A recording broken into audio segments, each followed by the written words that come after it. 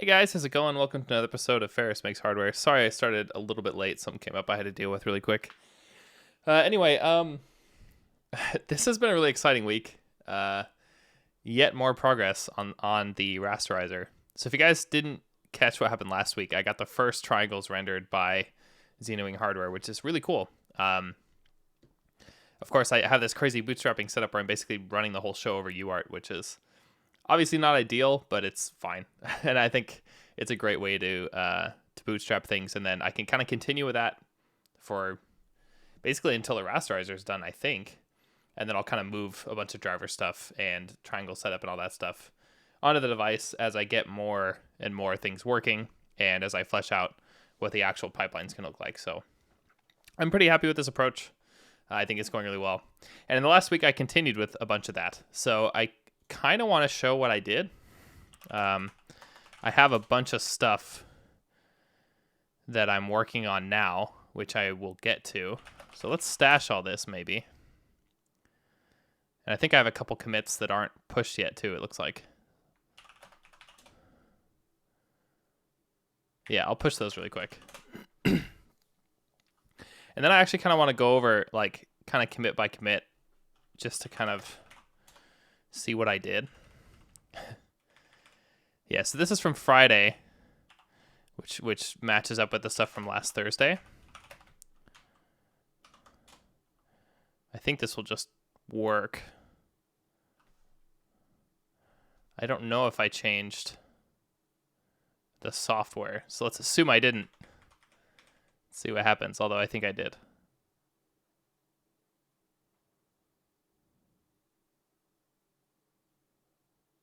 Wait a minute.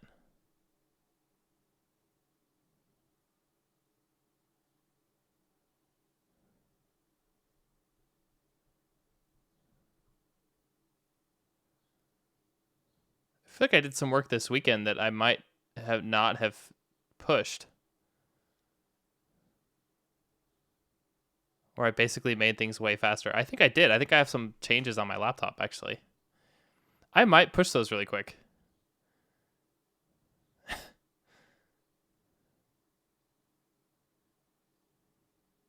I thought I had, though. But that would have been on like Saturday.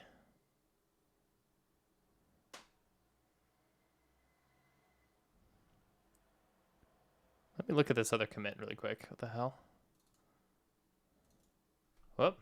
What is that? Oh, that's... Okay. Oh, I forgot I have that. I forgot I had this temp thing here. That's funny. What's going on here? Oh, there we go. Let me fix this output. What is going on? Get your shit together, Jake. Here we go.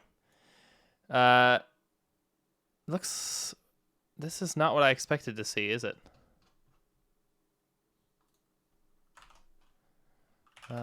Let me see here. Oops.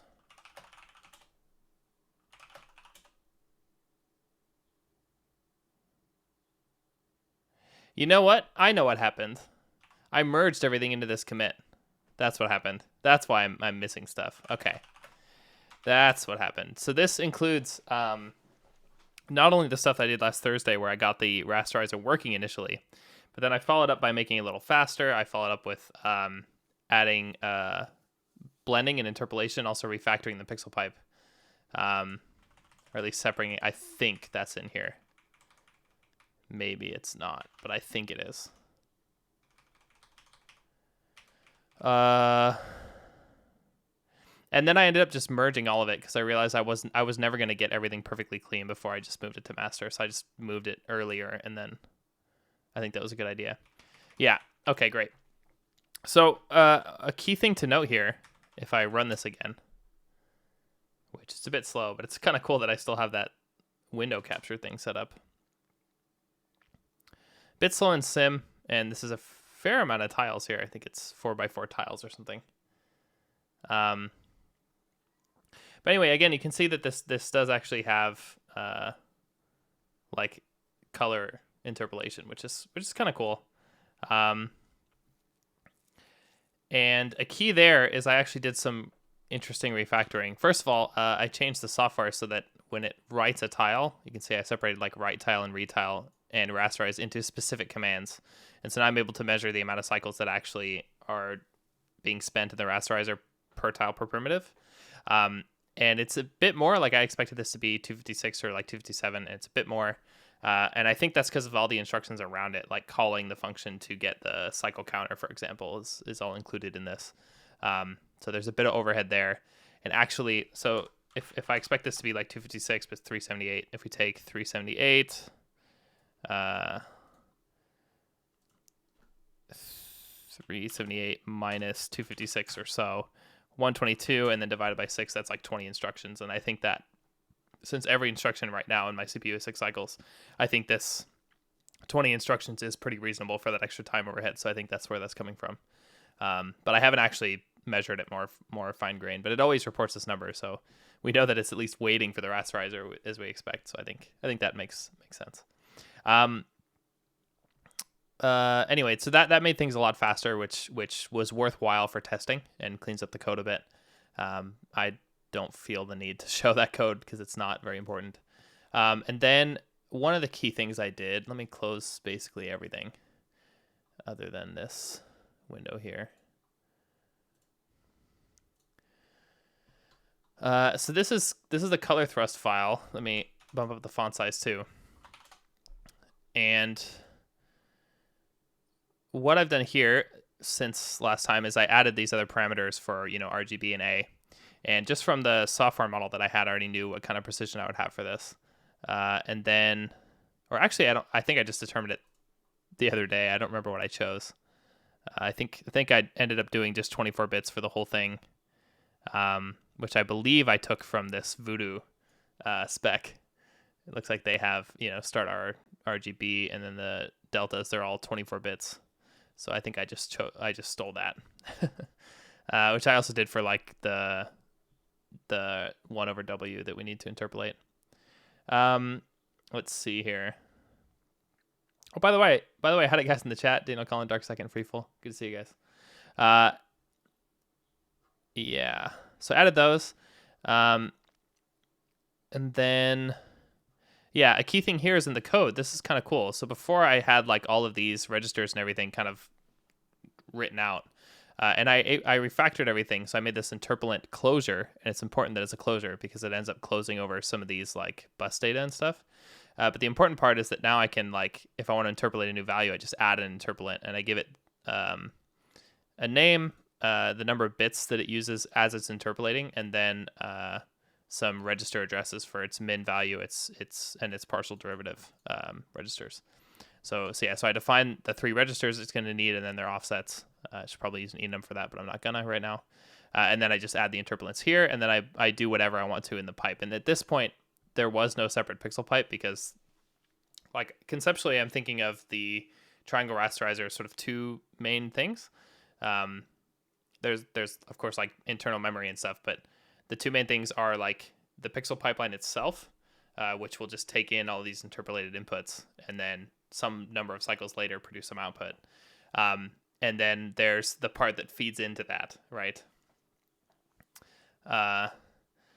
So I guess I would call it like the input generator, but that's basically all of this logic. And then right now the pipe is just using that stuff and just basically delaying everything by 1 cycle, at least in this particular commit. Now it's a bit different, but yeah, I just wanted to show that because I thought this worked out really well, that I was able to abstract it like this. And you can see here, it will create the 3 registers, and then also make sure they're being, their values are updated with the correct writes, and then also it figures out based on like these row counters and stuff the whole interpolated value. And so then this function will return a register that represents or a signal that represents the value that's already registered. So when I refer to like W0 down here, I get the actual interpolated value, which is really useful. So it's just a nice way to write the HDL. And in this case, like these interpolants for red, green, and blue, they're all 24 bits while they're being interpolated, but I only take these high 8 bits to determine the actual color. So I don't know, kind of cool. I thought that was kind of cool. Actually, this isn't the high bits, is it? It looks like I have... I don't know what I did here, actually.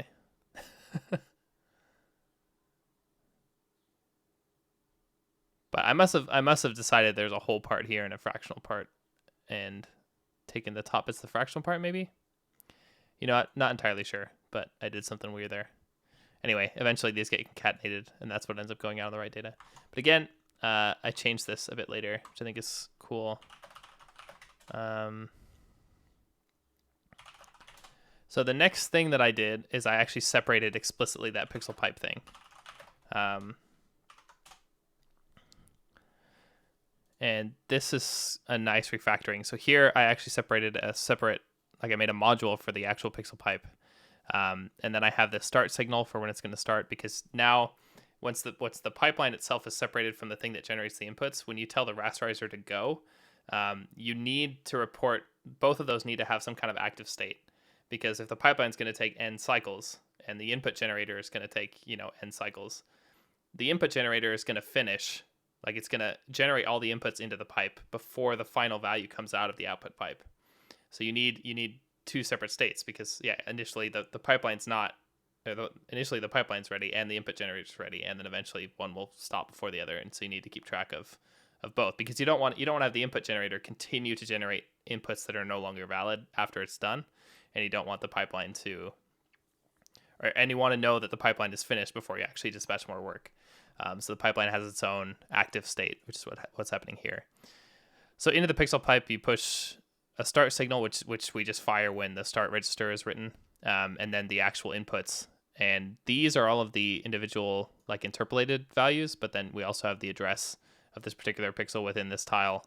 And then we have these additional 2 bits, and one of them is a valid bit, which the purpose of this is that the input generator is actually always still generating inputs, but it will just mark them with a not valid bit. And so then later, we just, like this color buffer write port, we just have the final result not written anywhere. And this just simplifies the overall design, because then, like, I don't need conditionals everywhere. I can just always have it generate these outputs and then just have this one kind of conditional path, which I think makes things pretty simple, other than, like, for example, starting and stopping the pipe and having like stall logic everywhere. I don't want to do that. And then the last bit I added here is a last bit. And so what happens is that the input generator is going to generate all the inputs, and when it generates its final pixel, it also sets this last bit. And so then there's some logic down here at the very end of the pipe where it says if this, like, I'll talk about how I did these stages, but I basically propagate these last invalid bits throughout all the stages of the pipeline. So then if the final value coming out of the pipeline, if the final valid value is true and the last value is true, then we're going to set our active state to low.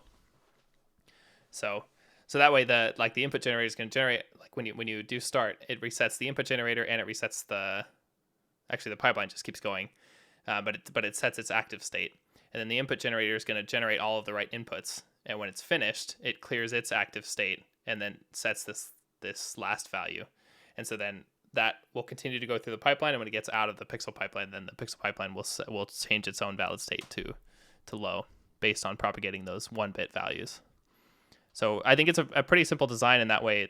That, like, the important part of this was decoupling those two pieces. And I may actually do individual, like, unit tests on just the pixel pipe. I think that's going to be really useful. Or not. I may not need to, because actually this has been going really well. So I may not even need to do like individual tests with it, but we'll see. Because I do need to retime a couple things, which we'll get to. But then the rest of this, like the way I've written this is kind of verbose, but I actually really like it because it's really simple to follow. So I have the inputs, and these are actually the inputs to the pipe that, again, come from the generator. And you can see here already, like in this first stage, before we even hit any of the registers here, I already calculate like this edge test value. And then I can propagate, instead of propagating all these edge function values throughout the whole pipe, I can just do the edge test immediately. And then as I propagate that to further stages, it's already just 1 bit. So you kind of only propagate what you need to, which should save resources. But anyway, so I have the inputs here, and then for each stage, in this case, I only have 2 stages, I think. But it establishes the pattern.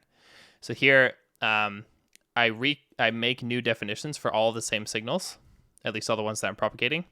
And I use this reg next pattern again. So the idea is I just rebind all these signals to new values through registers that define the registers of the pipeline. You can see I do that for each stage. So it's a bit verbose, and if I move things around stages, I have to change all these like stage things. But at the same time, this takes 5 seconds to do that, right? And then it's basically done. So it's not too bad.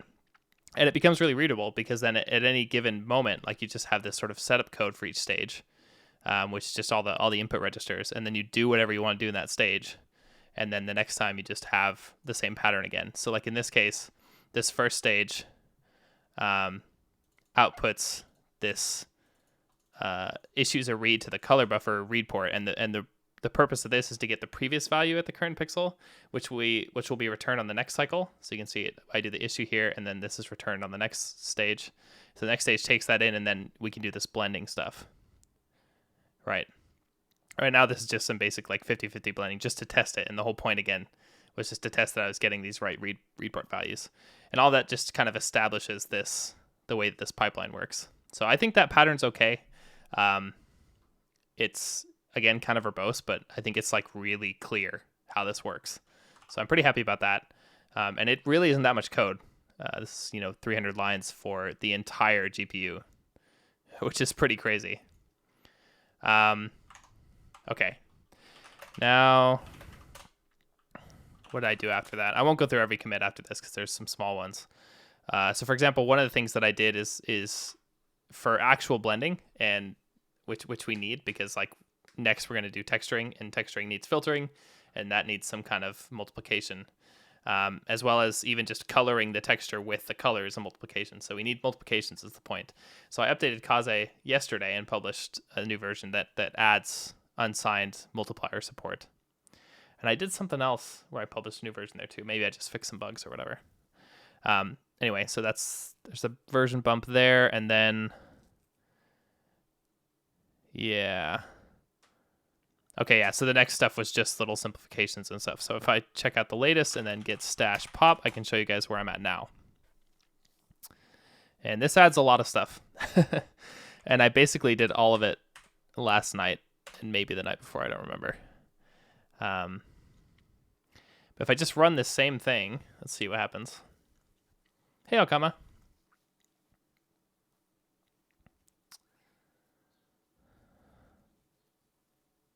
So essentially, I'm again working towards getting texturing.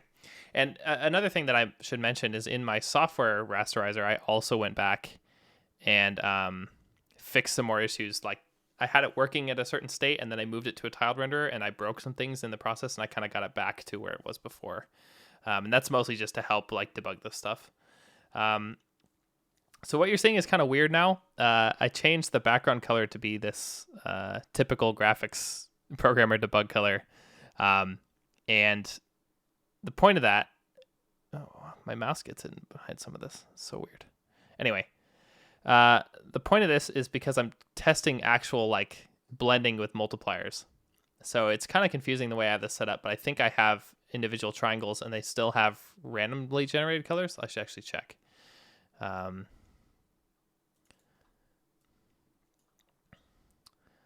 Wrong main.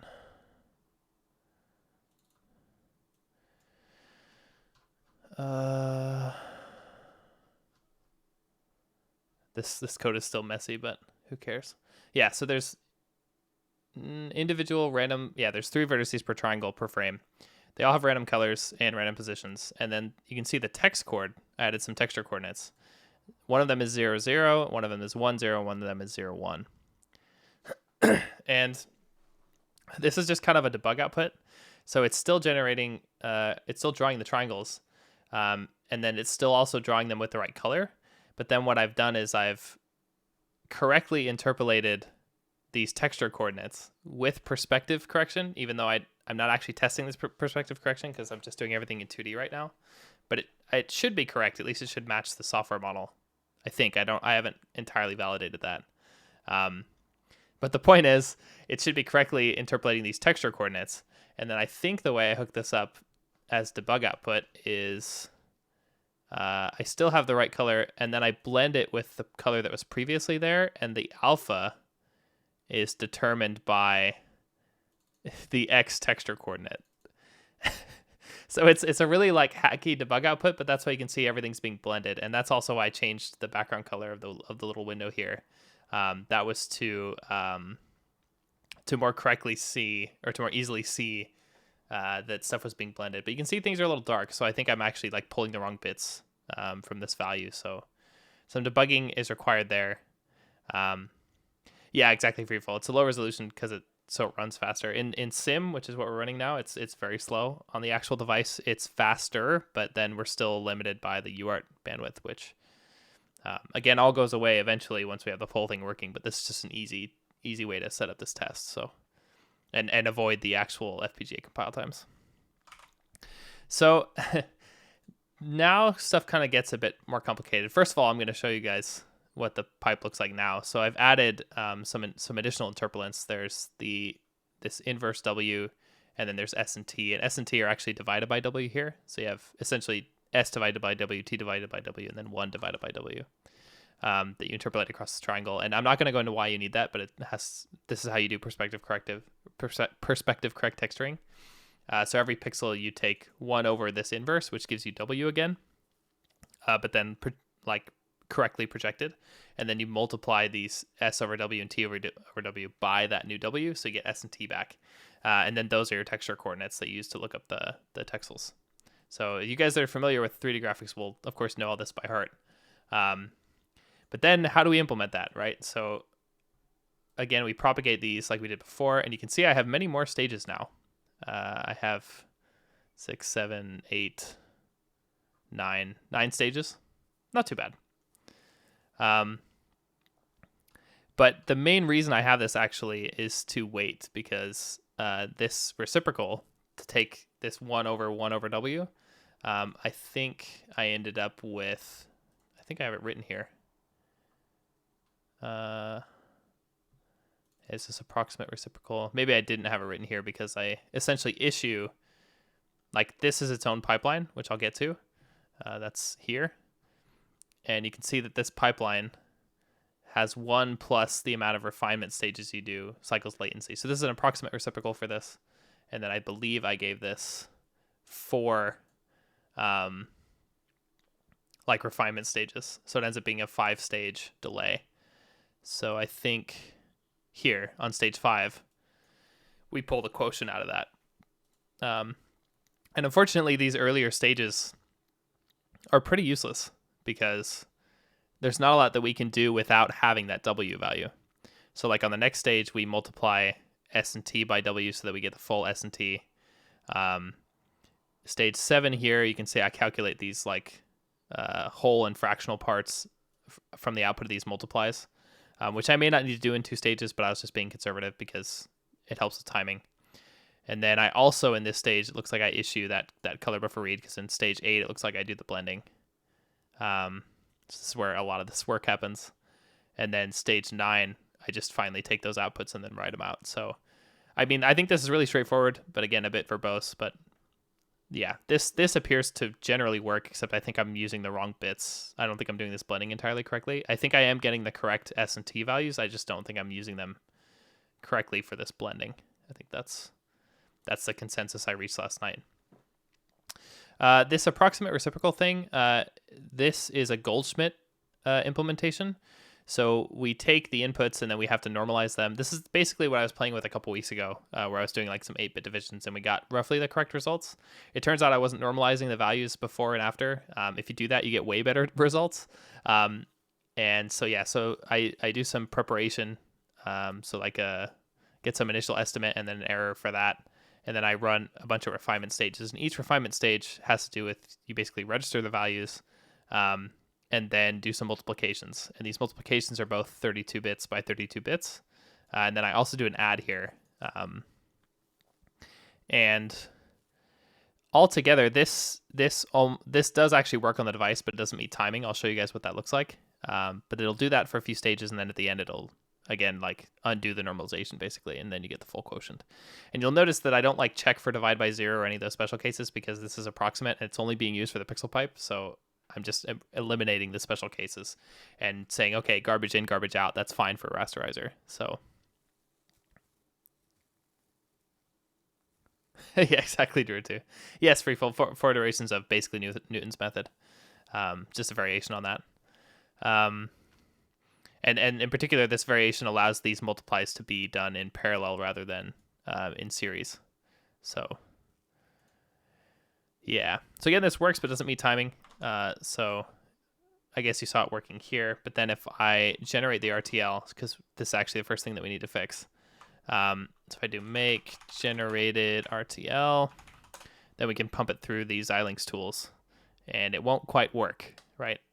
Or it will actually work, and it'll build and everything, but then it won't meet. You'll see it won't meet timing, and it's actually cool because it gives us ways to fix that, and I kind of want to show that before I actually get into fixing it. Also, the way I developed this implementation for this reciprocal is I went in the software rasterizer that I had. And first I did some analysis on like what are these W values, because I couldn't remember why I had chosen the precision that I did. So I realized they were basically always 1 and above. So then when you do the reciprocal, it's a bit the numbers are actually pretty well behaved. So I printed out a bunch of these. You can see here. And then also did this approximate version. So I calculated the original one with the 64-bit division that I had. And then here I printed out what the input value was to this reciprocal thing was, what the actual calculated value is, what the approximate one was, and then the difference between the two. And I can actually run that really quick, basically just to show that it's quite good.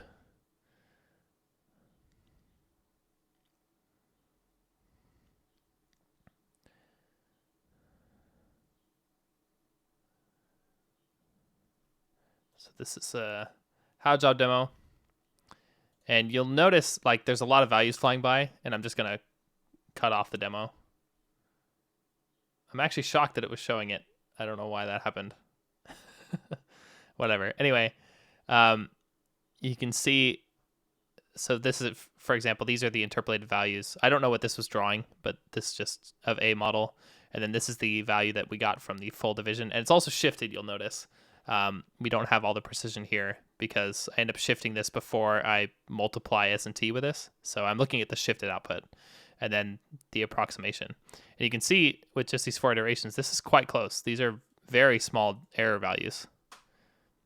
And actually, before I move on, I might want to test this with only like 3 iterations. Because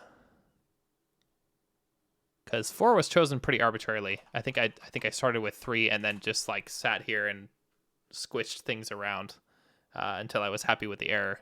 Although now that I know it doesn't meet timing, coming back to this and trying different values might make sense. So here, the error values are definitely like actually noticeable here. And I'm not really showing the output of the rasterizer because it's kind of hard to tell anyway. But I'm not sure if this is acceptable or not. That's kind of a perceptual thing, actually. But some of these values are kind of scary to me. So I'm actually going to keep it the way I have it with 4 of these. I just deal with whatever I need. So that's fine. Anyway, so I chose this kind of arbitrarily, literally by looking at that error. And then when it was like really small, then I was like, okay, fine, I'll use that. And then right now, again, this has like a 5-stage latency. And it looks like with these timing errors, I need to make that more. But again, I want to show you guys what that looks like. So I'll bring up Vivado here. Open up the Xenowing project. Let's see. Again, my green screen is going nuts here because I have not fixed my lighting in the bedroom, but I don't care enough today.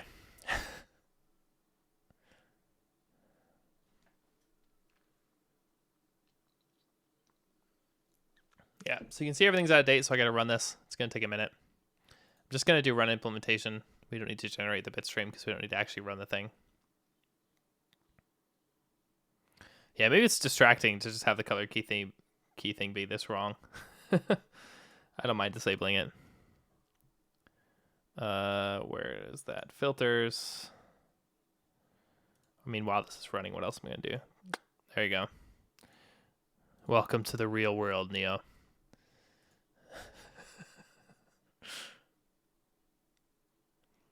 So this is going to take a couple minutes. And while that's working, let's see. Let's pull up some docs.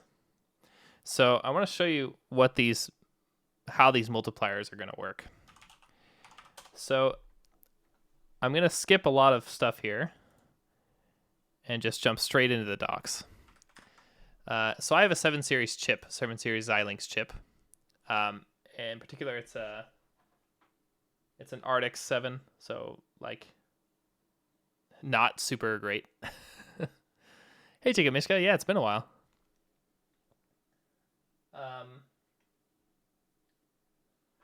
Anyway, let me actually pull that up. Search RTX 7.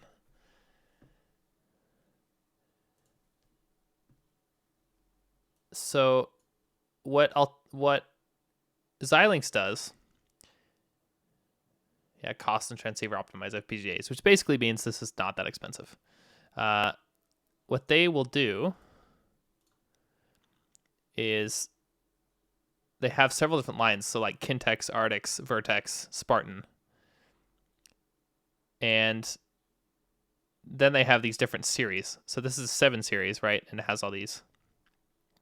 And then previously it was like the 6 series. So that I think there was an Arctic 6, there was a Spartan 6, and then 5 and 4, whatever. So this is 7 series, and then this is Arctic 7.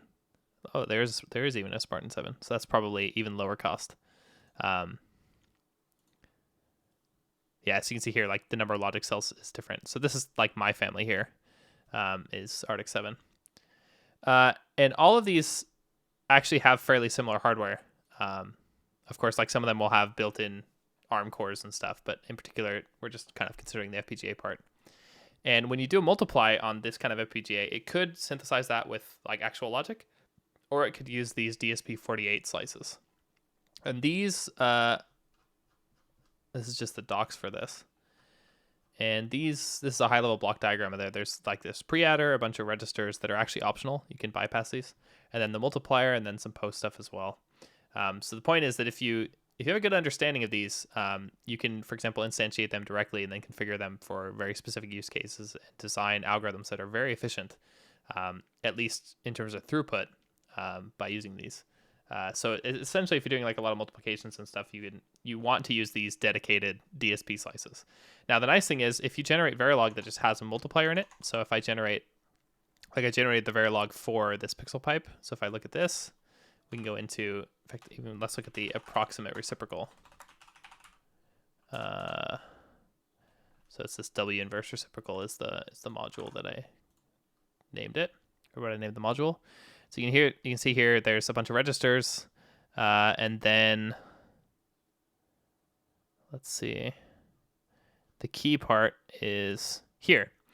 Here is just some Verilog that multiplies some temp values. Again, this output from the compiler, so the names are crap, but the point is I just use a multiplication operator, right? And then it turns out the synthesis and like mapping tools in these Xilinx compilers are smart enough to recognize enough of what I'm doing and try to implement them with these DSP slices. So I'm not actually instantiating these directly. I'm just using multiplication and getting what it gives me. And it's generally doing the right thing, which is really nice. So I just say, give me a 32-bit by 32-bit multiply, and it will give me a 64-bit result that then I take the upper 32 bits of it looks like. So it will figure all of that out, which is really nice. And in one case, I also have an add, which that one I think we actually need to massage a bit. But again, the point is that I'm just kind of relying on the tools to do this for me, which is fine for my purposes. And you'll also notice that there are these design recommendations. And it says, for example, to obtain the best use of the architecture, the underlying features and capabilities need to be understood. And let's see. Description specifics. I don't really want to look at these specifics because there's had some notes on performance that I wanted to look at. And I think it's later in the document, actually. Let's look at this. You guys can read this on your own later if you're interested. It is interesting, but not what I want to focus on. There's just some key things here. Yeah, so design considerations here.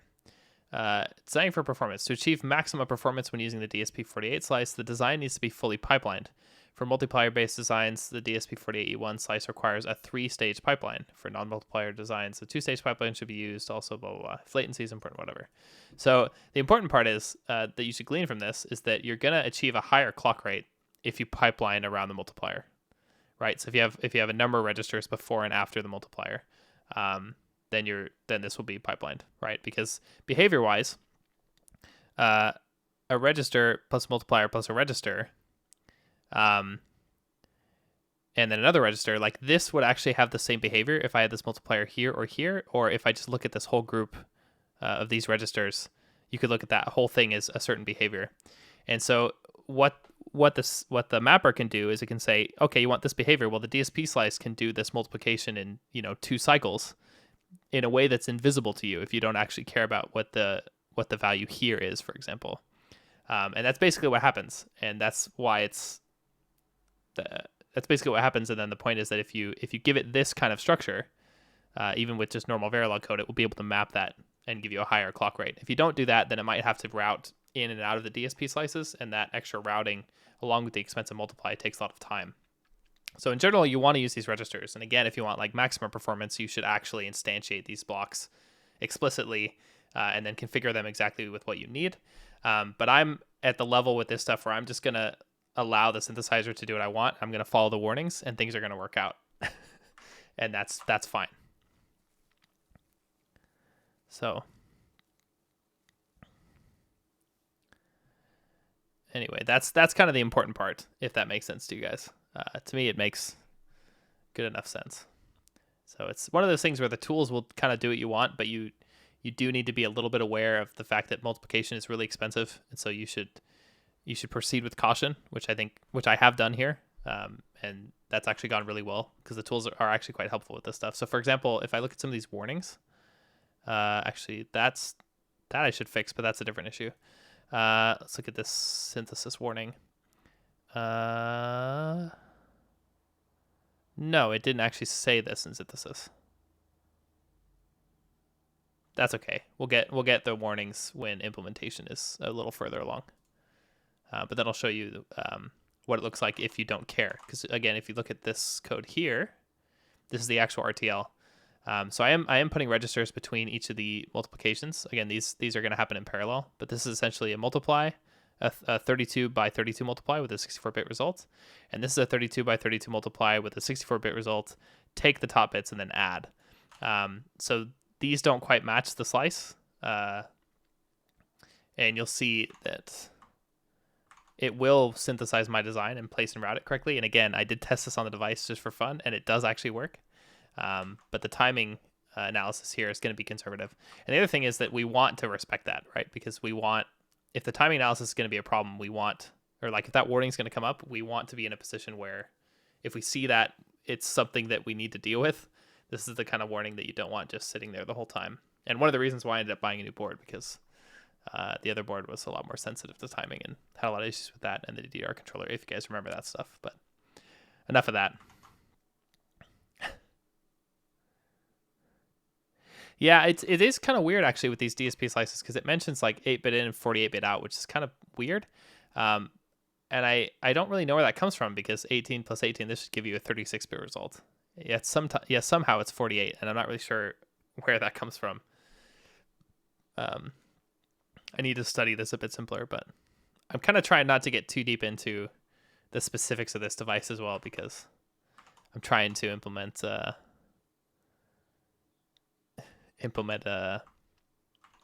rasterizer here.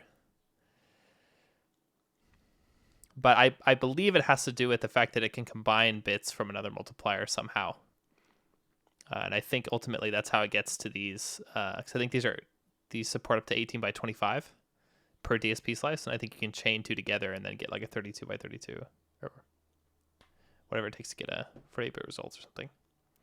I'm really not that well versed in how multiplies work in hardware, so I don't want to say too much because I don't want to just be really wrong and give you guys the wrong idea. But what I do want to impress on you is that multiplication is hard and you need to be a bit careful, but at the same time, the tools are actually pretty good here. Here you see it even says 25 by 18. And all these like register blocks too, again, they can be bypassed, but then you're not going to be able to get as high of a clock rate, which is the important thing here. And again, you can see this takes a while now, right? Wow, that's actually crazy that synth ran for 4 minutes. It must be because I'm streaming. I'm not sure.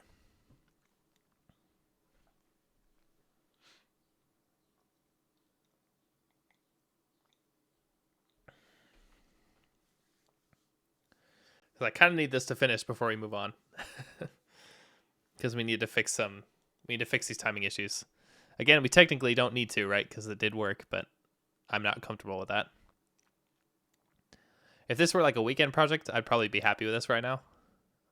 Like, not caring about the timing issues as long as it worked on my device. But I care enough right now because I want this to work. So I just noticed that this printed out a bunch more warnings, and I just wanted to show you guys. So this isn't done yet. We don't see the timing error yet. But it will say, I think, no. Okay, so here it still hasn't given us the warning that we want to see yet. Dang it. I'm getting impatient.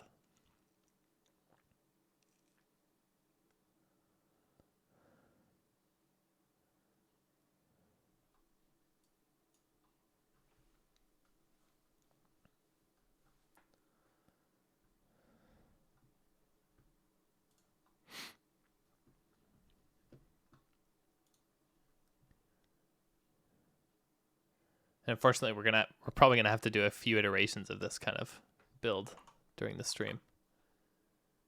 But maybe I'll try to do some of this kind of work in parallel, if that even makes sense.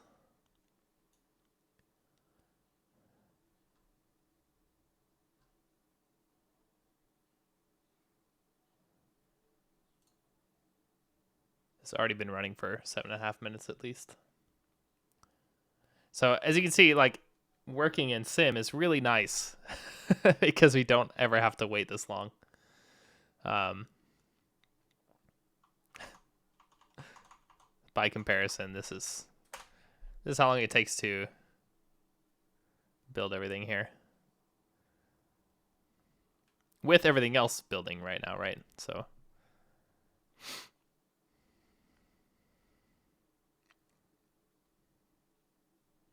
yeah, everything's slower. It must be because I'm streaming.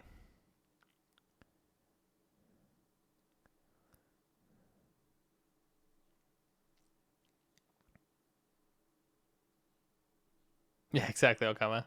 Yeah, and there it's going, right? So even though the sim runs slower, I'm able to scale down all the problems such that it's like, oh, there's my mouse cursor. That's great. So it's reasonable to run in sim. And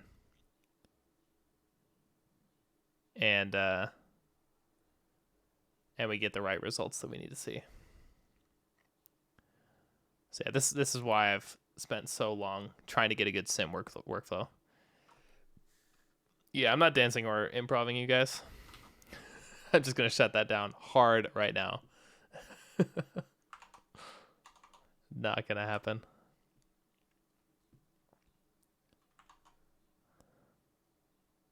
So the other thing I did with this that I'll mention really quick is I do actually have I did make a standalone test project for this divider.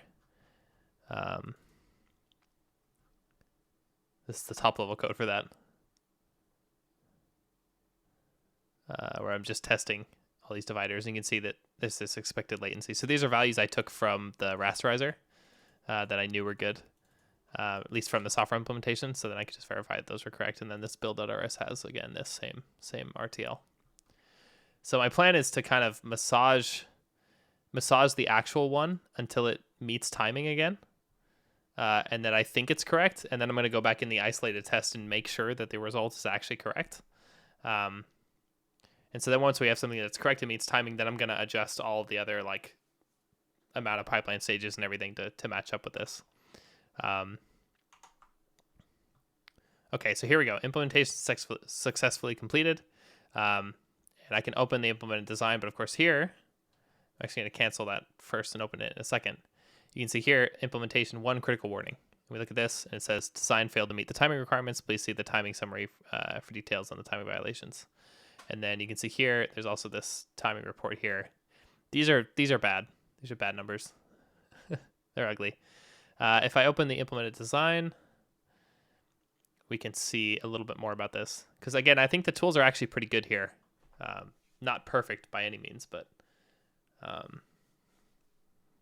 this is a relatively good amount of information about this stuff. And also this works because I've specified some timing constraints, which is also very important. If you're doing FPGA stuff, learn to do that. I learned the hard way that you very much need to specify those. And that respecting timing is very important. It's taking quite a long time. But let's see. I usually will have a YouTube video or two to watch in these little bits of little pockets of time.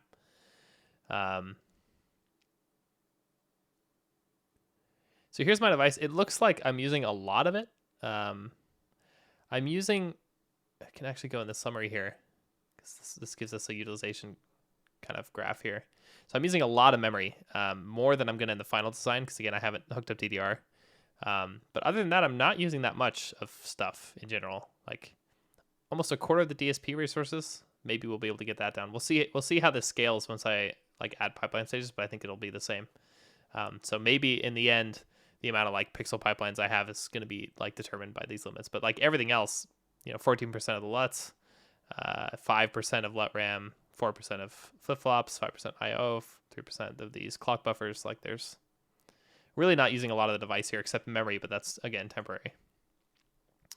And then, yeah, so here we open this implementation thing and we go to this timing tab. It was already open, I guess. And then there's a summary here, and you can see, again, these same numbers that were on the top, and then you can see it marks where these are. So these are interclock paths because, again, I don't have multiple clock domains. And so here you can see a bunch of paths where, in this case, setup was violated. Hold, these are yellow. I think that means it's almost a warning, but I don't seem to have had to care about those yet. And then you can see here, this is the fact that I have negative numbers here at all is bad, right? So the important thing here is if I click on one of these paths, which it's really taking its sweet time. Stuff is really slow today.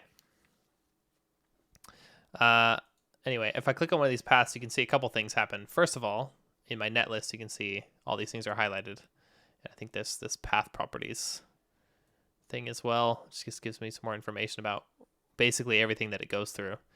And you can see here, these are highlighted on in this actual view. So if I zoom in, you can see this is the whole path. And I can click in individual units here and see what these different cells are. So these big ones, these are these DSP slices, I believe. And then there's a bunch of other logic in there as well.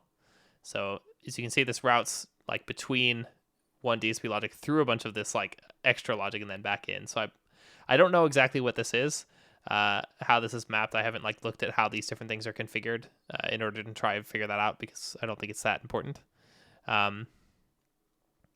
But again, the point is that it tells me which paths are bad, and I can see that they're DSP related.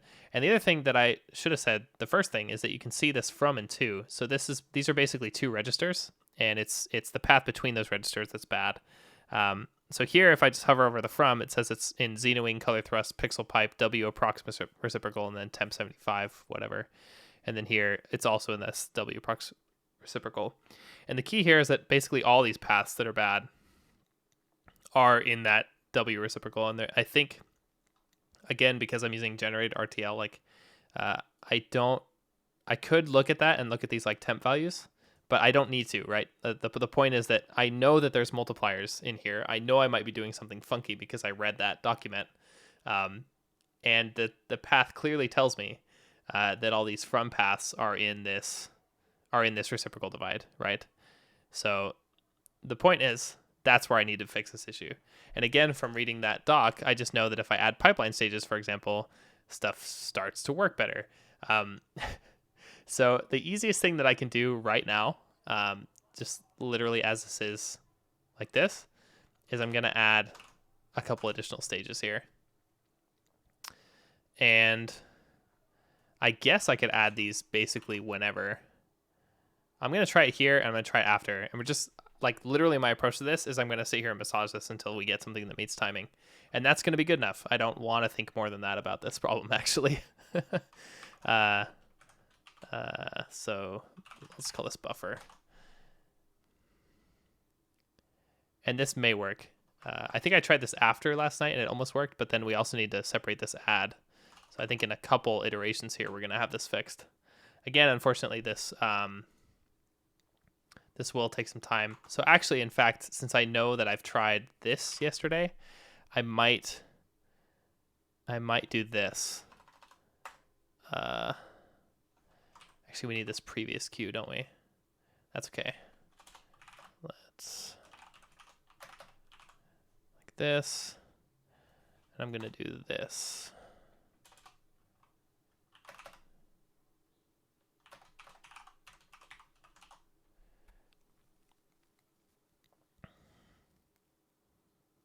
Yeah, I just want to see if this meets timing. So in order to test this, I'm going to go back here to regenerate the Verilog. So I just run this makefile thing here. And then I'm going to restart this Vivado build. And while that's happening, I'm just going to verify that this works in the isolated reciprocal divide test thing that I made. So I'll close this implement design because it's going to be out of date now anyway. And then it will tell me, you can see here, it says these are out of date. So I'm going to run implementation again. And unfortunately, I have to run this whole implementation thing. But yeah, it's bearable at least. I should have actually checked how long they took last time. I don't think I did that. Anyway, this is a slightly different RTL than I had in the test project, which is in here. And so I believe if I do this, we have basically what we had already. And if I go into here and we run this, it will not work.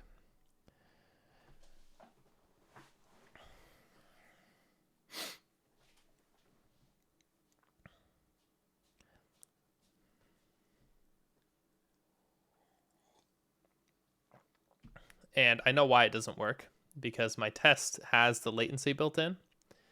And since each one of these stages adds another set of registers, this is actually 1 + 2 times those stages latency is what it's going to be. So in this case, with 4 stages, the whole thing's going to have a 9 cycle latency. So if I run this at 8, it's not going to work still. And then if I run it at 9, it's going to work. In fact, I actually think that because I'm piping multiple values in here, no, never mind, because I actually pipe each value through like 8 cycles, for example. So we actually need to put in the right number here. There you go. So now it says all good, buddy. There you go. So in this case, then I would have 10 cycles plus whatever other latency I have in this pipe, which is fine. And I may end up refactoring that code to like put some of this this like stage propagation stuff in a loop for the rasterizer, just to get all that lined up. Like 10 cycles is not bad, I think, for having a really accurate reciprocal divide. And we're taking that hit per primitive per tile, which may add up. We'll have to see. I think before I would optimize that and try and get it smaller, which I may still want to do. I may like remove some stages here, some refinement stages, in order to get it accurate enough and tweak some bit widths and stuff. I may do that. Or I may not, but I think initially having like, what did I have before, or what I have currently?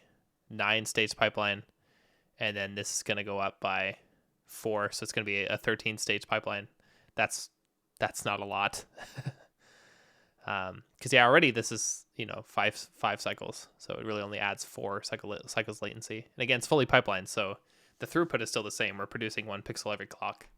And I think a better way to optimize that, even before looking at these details, would be to just add more pixel pipes, assuming that that's something that I can do in terms of like resource utilization, which I believe it will be. I don't suspect that to be an issue with this device. I mean, I don't actually have a very good intuitive notion about like how many of these I can fit on the FPGA, but my just random guess based on like nothing but the feeling that I have is that I could probably have 4 pixel pipes, at least. I don't know. Maybe I'm wrong. Now, the unfortunate part of this is that this sucks to wait this long. And I don't know if it's actually going to work. If it doesn't work, I might try to put like an additional register stage here between this add and these multiplies.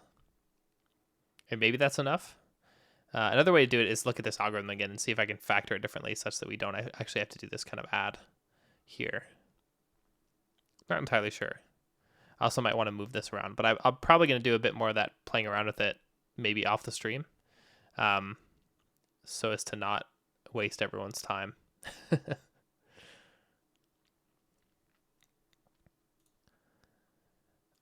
In the meantime, I could actually continue work on the register, or I mean on the rasterizer. So maybe I'll do that.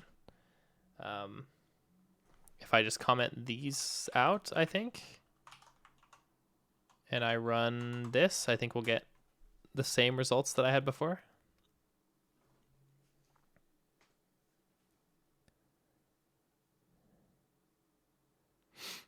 Again, everything's slower while this is running, but at least we can be relatively productive. Right, so it's already on the design or implementation, so I'm guessing in like 8 minutes that'll be ready. It's funny that I still have that preview window set up. And I'm probably actually going to change the test content, 1, so it renders a bit faster, and 2, so we can see a bit more clearly what we're debugging here. So let's see. If I change the position,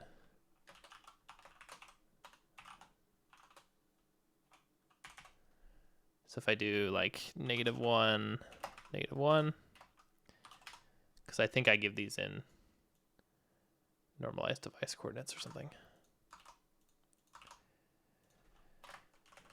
So this would give us a triangle in the bottom right corner of the screen, and I can do specific colors. In fact, I might even just make these white.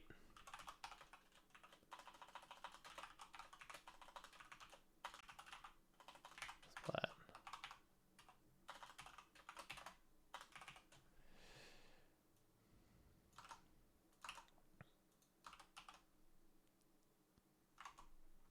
Yeah, and then I want to reduce the number of tiles because it really doesn't matter if we test with like 1 tile, for example.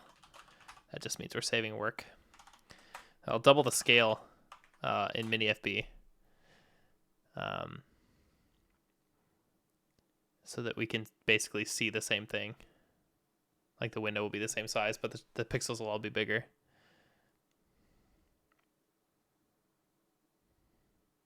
So you can see the elapsed cycles again is still the same. And there you go. So now, excuse me, now I think I need to change some stuff here.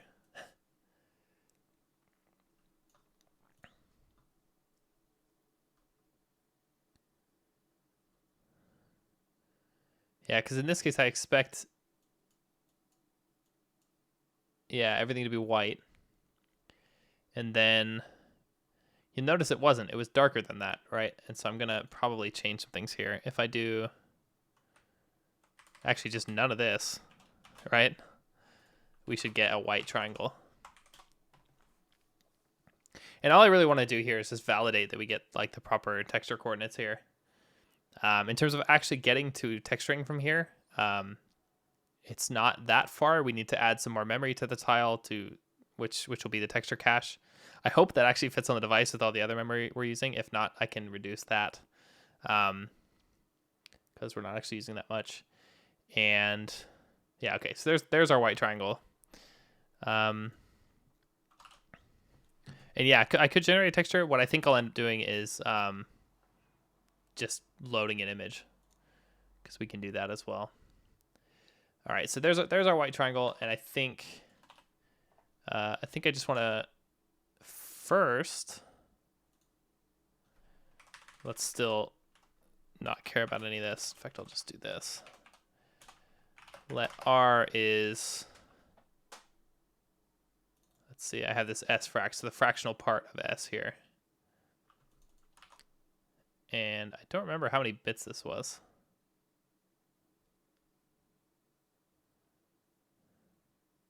I mean, it's this ST fract bits, right? So that's 24. That's a lot. Really, that much? There's no way. Right, okay, so no, it's actually ST filter bits here, which I think is like 4. Yeah, it is.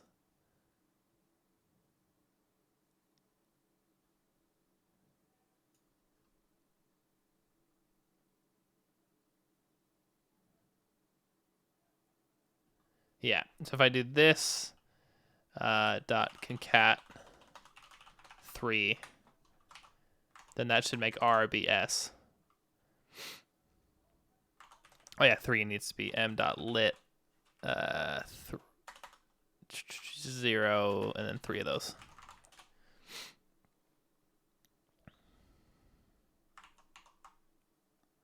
Still going.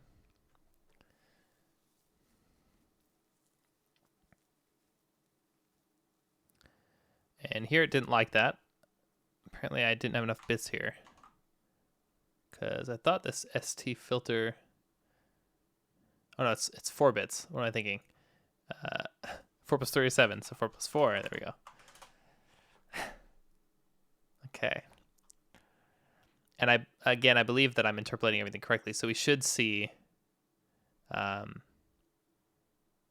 it's the red channel, and then green and blue I left the same, and everything's white, so we should see, what, cyan on the bottom left, and then it should fade to red as it goes to the right. We should see that kind of gradient, I think, on top of a pink background. Yeah, that's what we see. And actually, yeah, because this third vertex, let's see.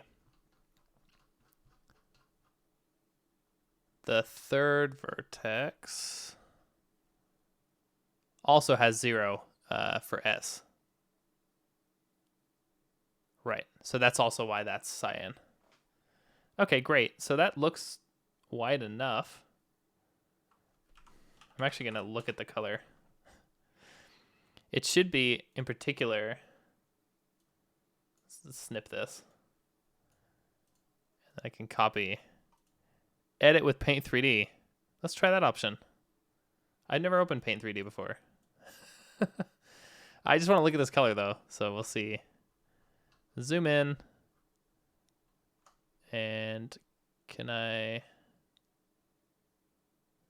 this one with this color? I want to look at it. Yeah, 224. So 224, I want to look at the bits for that. I believe this is exactly what we expect, by the way. 224 is one of those numbers that I recognize. So yeah, if we look at the bits here, not the last significant bit, like these upper bits would be our those filter bits, and then the lower ones are going to be 0 because we added 4 zeros. So I'm a little surprised that the last one isn't set, but that's probably fine. That's probably just some precision that we lost somewhere or something. So I'm okay with this. This looks good enough to me. And so then I'm going to basically do this again. However, I'm also going to route in the pipeline here. You can see, by the way, why this is so much easier to do with shaders. This is the same way I would debug a shader. But obviously it's a lot less work to do that. So that now we'll just do T for G as well, or for the green channel. And again, sim saves the day.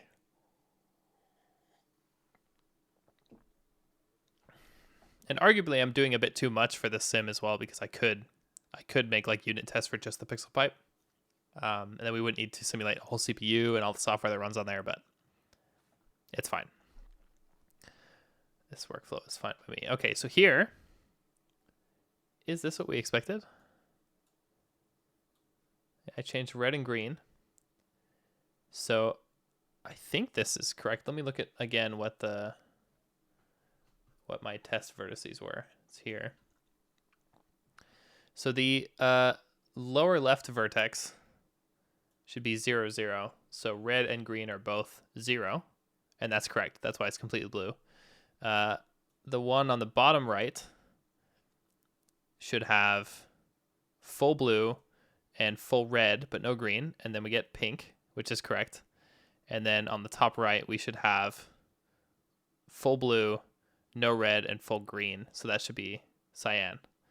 So this looks great to me. This looks like we have the correct S and T values, at least these fractional values, which that's fine by me. That's like, I trust that enough to test, because the whole numbers are just different bits for that. I mean, I could test those too, but I think the way I have it set up, we're not going to see anything interesting there. So I'm just going to assume that that's correct, and not even verify the rest of it yet. I'll just check on this. Yeah, so it did finish the design, and that met timing. All right, we're done. It does. By the way, I forgot to show some of these warnings. Maybe it didn't show those. What? I mean, great, right? If there's no warnings about, I thought there would be warnings about stuff not being pipelined. Maybe there are, because I think that's in the DRC.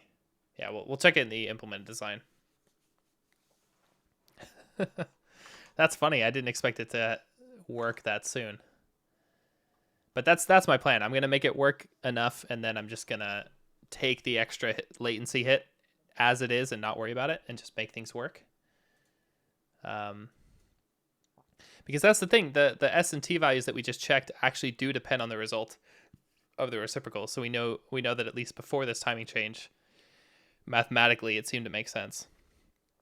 But I did want to show what these warnings look like. So in this DRC, which is this design rules check, you can see these I think DP is like DSP, and then IP is input. Yeah, 'cause it says here as well, like instance pipeline, DSP, whatever. And then there's these inputs and then outputs.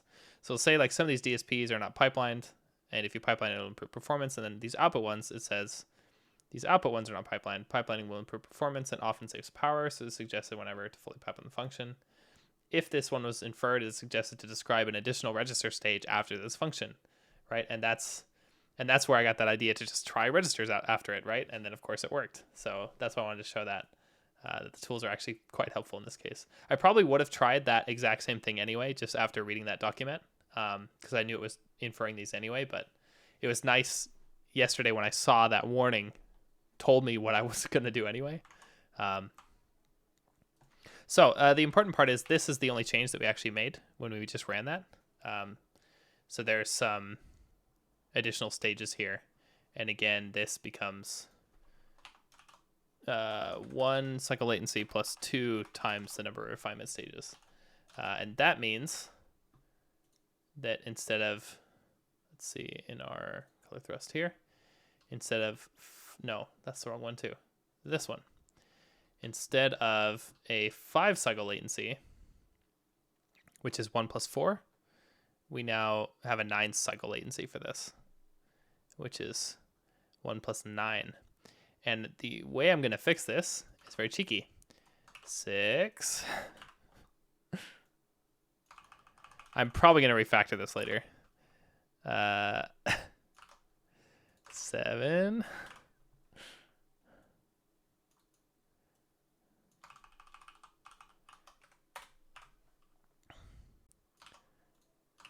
8.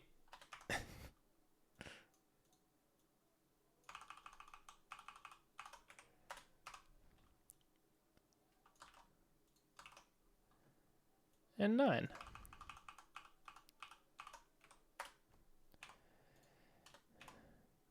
And then I need to rename some of these. So this is going to be stage 10. See, again, this is pretty verbose, but it's also super readable. 11. Because everything else after this should still be the same. I wasn't doing anything else in parallel. Stage 12. As I mentioned before, I think we end up with 13 stages. Which is here, stage 13. Oops.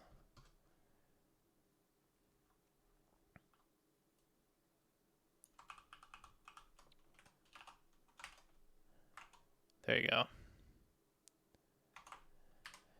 And we should basically get the same result. And I expect we'll see roughly the same cycle latency as well. Maybe not, actually, because we didn't add that many stages, but we'll see.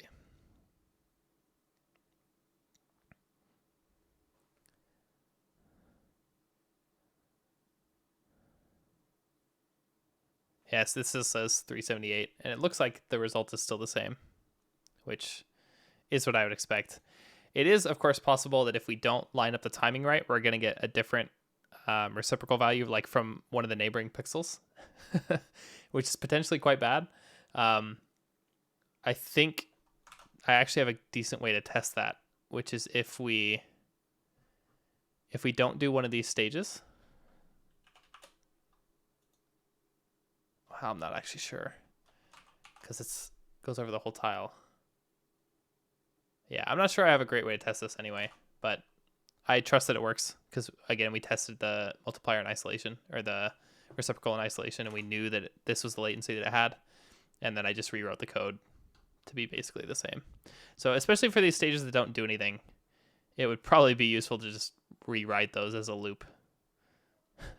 Because, yeah, I think all of these are the same, except this ninth one does something additional at the end.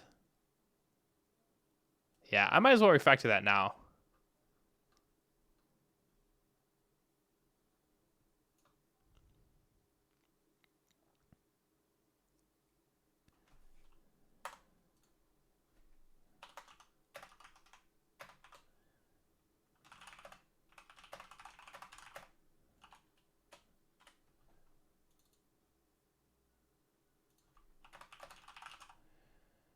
So we can do for stage in. Actually, I'll tell you something I don't like about this, which, well, it'll be fixed enough soon.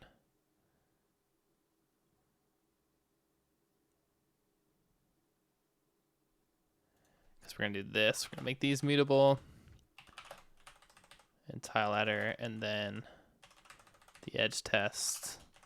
RGBA need this. And then W inverse does not, but S and T do. And then all the lets here go away. So for stage in 1 inclusive with 9, we're going to do this. And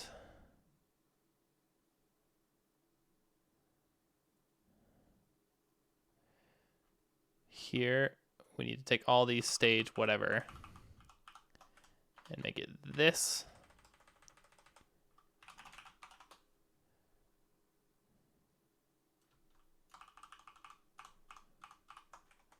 My multi-cursor foo is very handy here.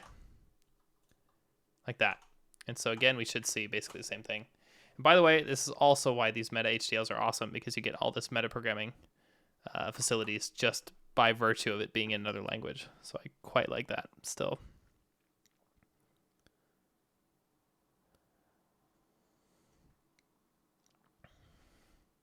So again, we'll verify this, and then I need to BRB and use the restroom. Yeah, this looks good enough to me. So yeah, BRB.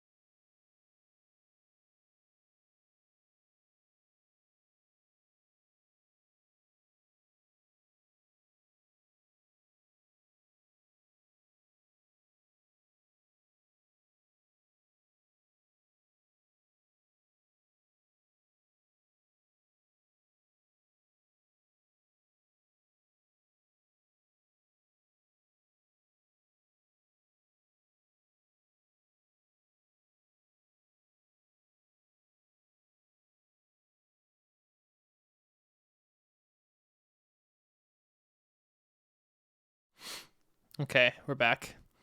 So again, we saw that this worked, so it looks like S and T are good, and the reciprocal will meet timing. I'm going to want to double check that. In fact, I might even set off a build now that we have... Well, actually, it's fine. I'm not going to worry about it yet. So yeah, this looks pretty good. I think I want to just do texturing now. So we need a couple things first. We need the texture memory itself, and we need to change some of the setup code as well. And I think what I'm going to do first is actually I kind of want to test these floor values here, just to make sure that the whole parts of these are working. So if you take these floor values, these are the actual like textile coordinates, and then these fract ones are the fractional coordinates. I don't remember how many bits this has. 31 down to ST fract bits. So I think this is 8 bits, which is actually perfect. So if we just output that, we should get... Well, basically, I want to see the same output that we've seen now. And...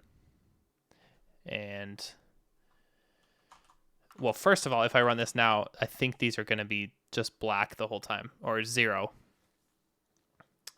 Because I think that the way I'm doing the triangle setup right now, S and T go from 0 to 1. And so I think they're never going to get to 1. So I suspect... Yeah, exactly. That's what we expected. So then what we want to do is we want to actually like scale these by 256. In fact, actually 128 by 128 is going to be the maximum that I'm going to have eventually, but that's fine. We'll just actually scale them by 256 for now. And so I think I'll just do that here for the time being. Or I just scale these.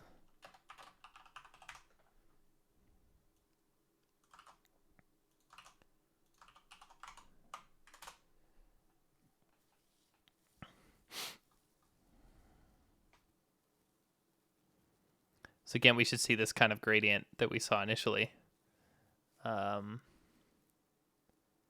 Just like that. Great. So now I trust that these are working. We don't know that everything is perspective correct, but I quite believe that it is.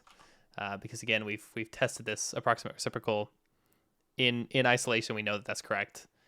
And I know that when I probably should have shown that, but the way I set this up now is that these initial W values, so first of all, the deltas are all 0. So whatever I give as the min values, it's just going to stay there.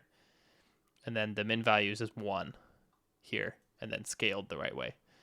So that's why when we multiply like S over W and T over W by W, which is 1, because the reciprocal 1 is also 1, then we get the original S and T values. And we are seeing that's what we're getting. So I feel quite confident. And also because like I'm doing a lot of the right like bit shifting and multiplies for this. In fact, here's that multiply. So yeah, my point is like I trust that this is working, even if I'm not rendering 3D content with it yet, which I will want to test, but not for the very first thing that we test. So I think the first thing that we need to do is add some texture memory. And I think if I just hard code the size,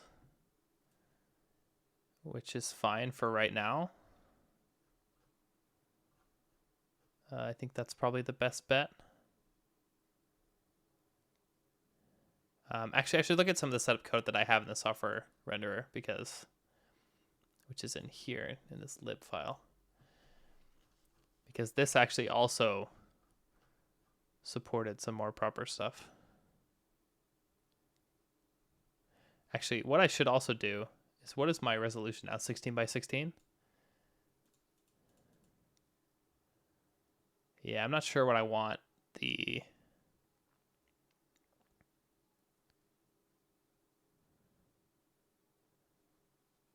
full value to be, or the texture size to be. I might actually do 16 by 16 to start out with, but ultimately I want to have like some kind of max value. But I can do a 16 by 16 image. Let's see. Let's make a 16 by 16 image in Paint. I think that'll be fun. Let's see. If I make a new one, how do I size this? I don't know how to use Paint. Resize. Pixels. 16 by 16. Do not maintain aspect ratio. All right, you guys. It's gonna be super cool. Let's make a circle.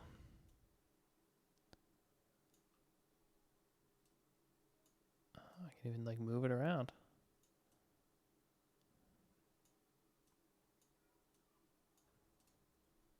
Okay, and I'll fill it, and then we're gonna have a smiley face. You always want something oriented when you do these kind of tests. So we want something that's a little bit lopsided.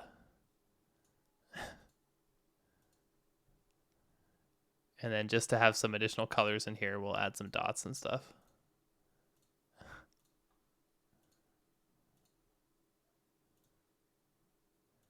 And then we can add a background color. A couple different ones.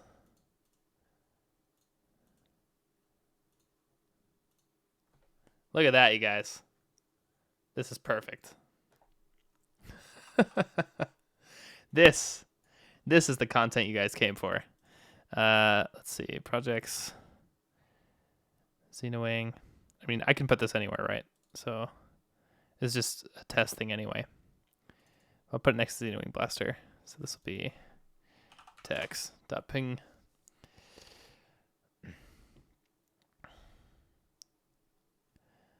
Yeah, all right.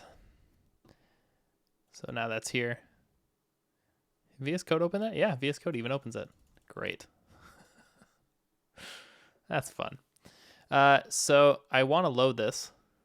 Let's do that part first. Rust image. I think there's an image crate, right? And there is. And I think I just want to get some pixels. I don't remember how to do this, but we're just going to do it anyway.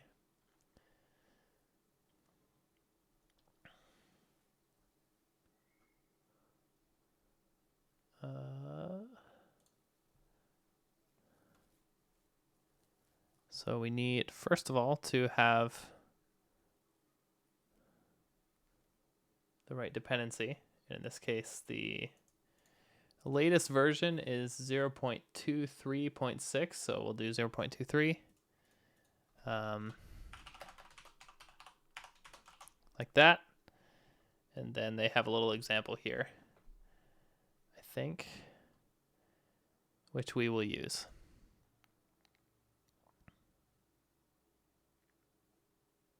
Yeah, Stock Dog. So now, let's see, use.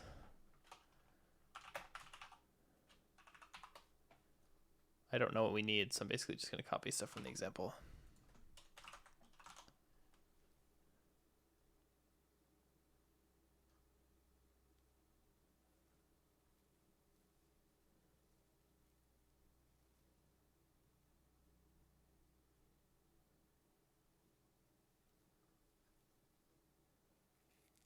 Here we go. There's an open example here. So I think this will be perfect.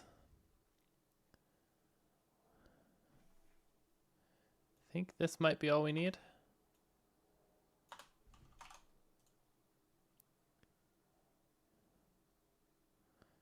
That'd be awesome, Drew, too. I don't know. I need to get Rust running first. That's definitely a hurdle. And then the amount of memory is surely another enormous hurdle, actually. Actually, not by the time I have DDR. There's quite a lot of capacity there, so I don't know. I shouldn't be thinking about that. Not today. So let's actually, where do I create the device?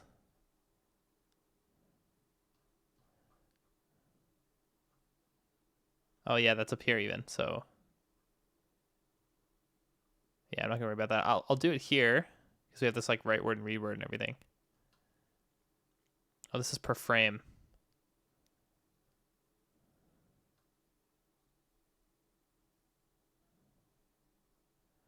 We could just upload the texture every frame. I'm gonna do that initially because that's gonna be easy. So we'll do it here. Let image, or let text is image open. And then we'll do dot unwrap because that's how we roll. So we'll do text.png. And I'm just going to test that. This is going to take a minute to build anyway.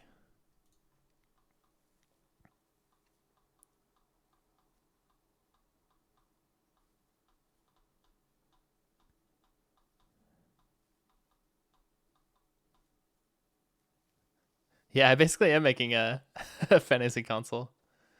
It's just that I'm not going to make a fast enough emulator to actually run it well. Or to have it run well. This is not the architecture I would choose if I made a fantasy console. Let's put it that way. But I think it's a good architecture to choose if I'm actually going to make an FPGA. I've actually been thinking, because originally when I conceived of what I wanted the Xenowing to be, I actually wanted a handheld, like a handheld console.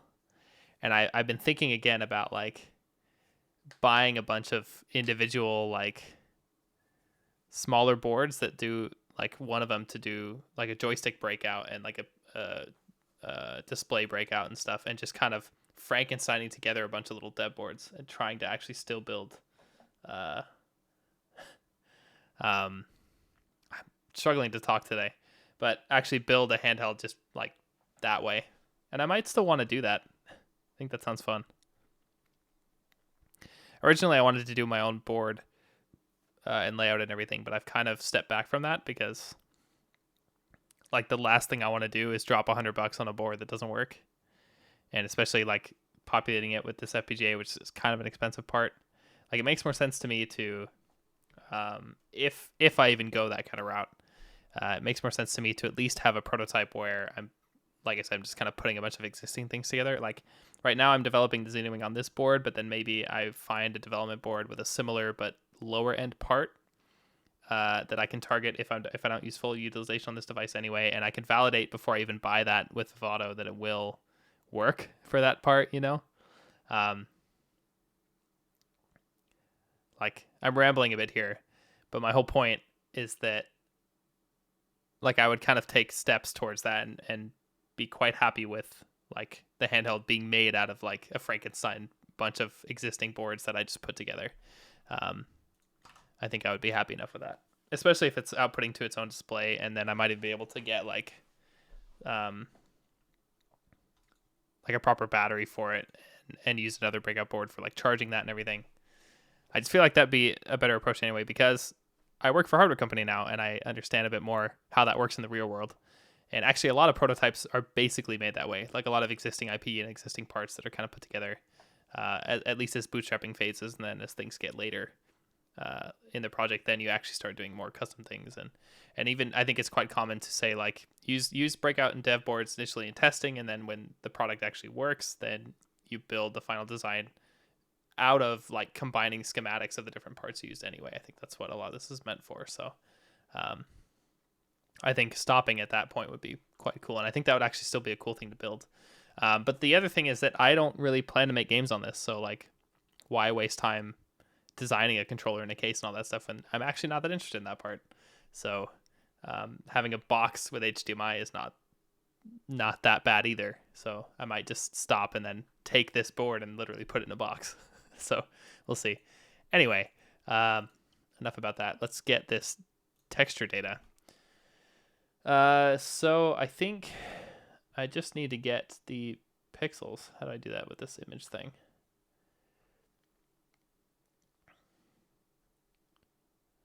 So this is a generic image view. So I just need to look at the docs. Let me pull this up so you guys can actually see it.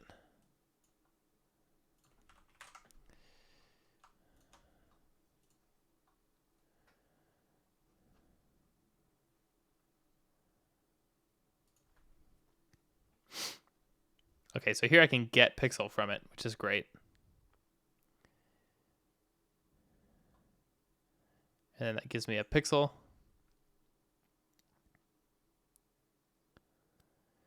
Two curves, you know, I have no idea. If I could find a way to actually like make money by making this Xenoing a thing, like taking it a step further and actually producing units, that would actually be kind of sick. But I don't think that that's realistic at all. And I don't know what else I'd want to work on. I have considered maybe trying to move into working with FPGA in the company that I work for, which might be a possibility. So maybe I'll want to do something like that, but I don't know. We'll have to see. So it looks like I can get pixel and then do this 2 RGBA thing. But then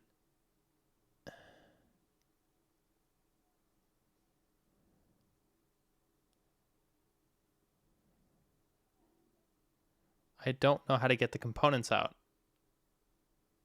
So I'm not entirely sure what to do with this. I always run into this when I use this particular library. That I'm not actually sure. I get a bit lost in the types. Because I always use this library in like a drive-by fashion, you know. I guess it does have this channel count thing.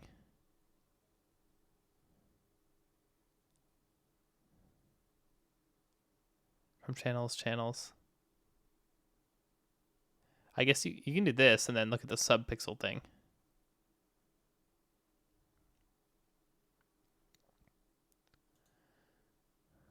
I guess I thought this like RGB thing would have like a getter for this.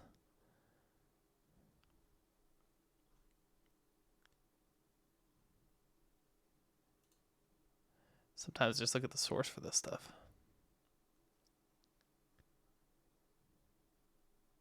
Oh, okay, I see. So you would use channels again.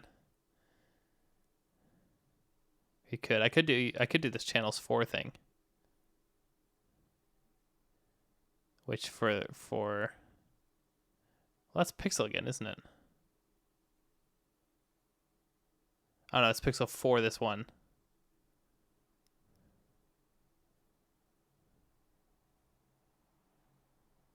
RGBA.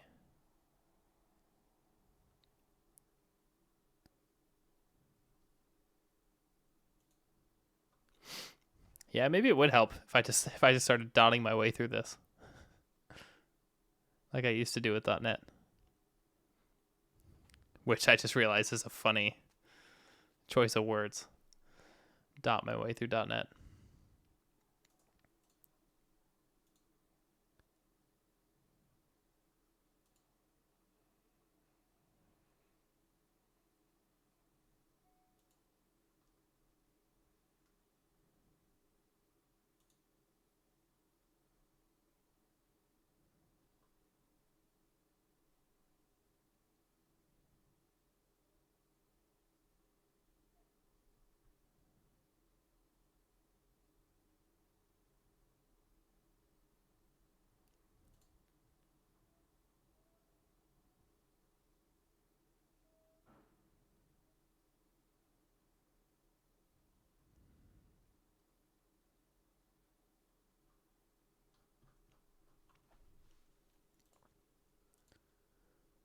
I'm just going to do one quick thing here. And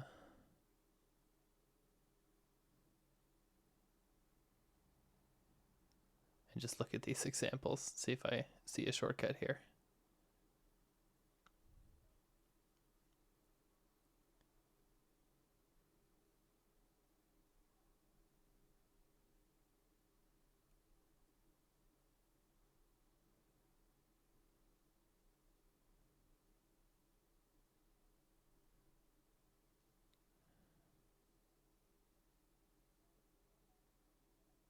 Okay, it looks like I can just index it. So I have one of these. So I do 2 RGBA, I can just index these. Let's just print out the first pixel and then verify that that works, and then I'm just gonna do whatever. So that first pixel is text.get pixel 0, 0. And I'm going to just so I know it has the right channels and everything. I'm gonna call this, what was it, 2RGBA thing?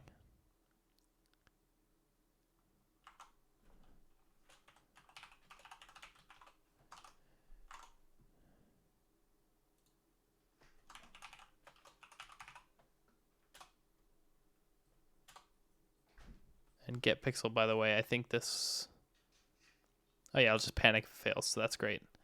And then, yeah.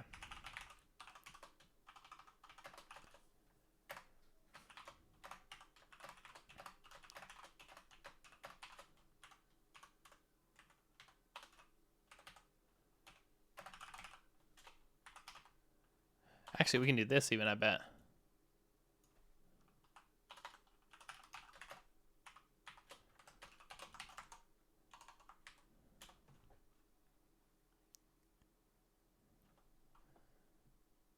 No.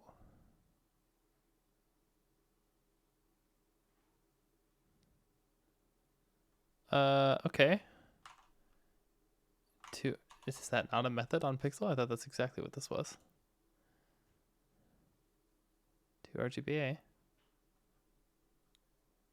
What? Yeah, pixel is pixel. Okay, you know what I'm gonna do? I think if I do this, it'll just work. Because it looks like I had the right type already. Here you said image color RGBA U8. And I'm just gonna ignore it. And it probably works. It's probably exactly what I want already. And oh, it's gone. This is it loading the program. So I guess I expect to see orange from this. And I do. Lots of red, and then about half of that green, and some blue, and then full alpha. So yeah, so that looks like this pixel, which is great. Okay, so now we need some texture memory in the tile, which I'll just do 16 by 16 for now and just hard code that. And we're going to try and push this through as fast as I can because I want to do this.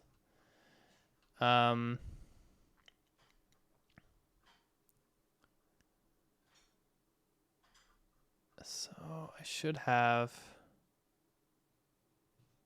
this reg bus, and I think I have a color buffer bus.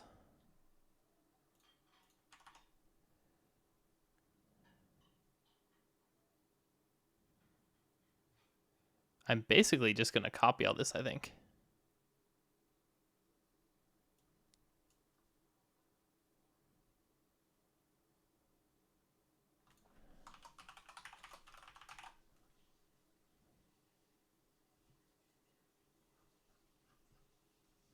Yeah, I'm just going to do that for now.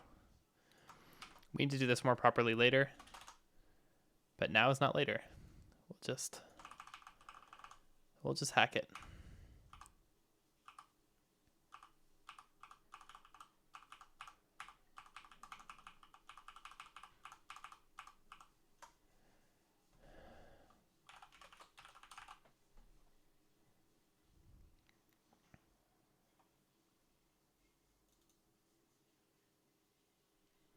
I'll also do this.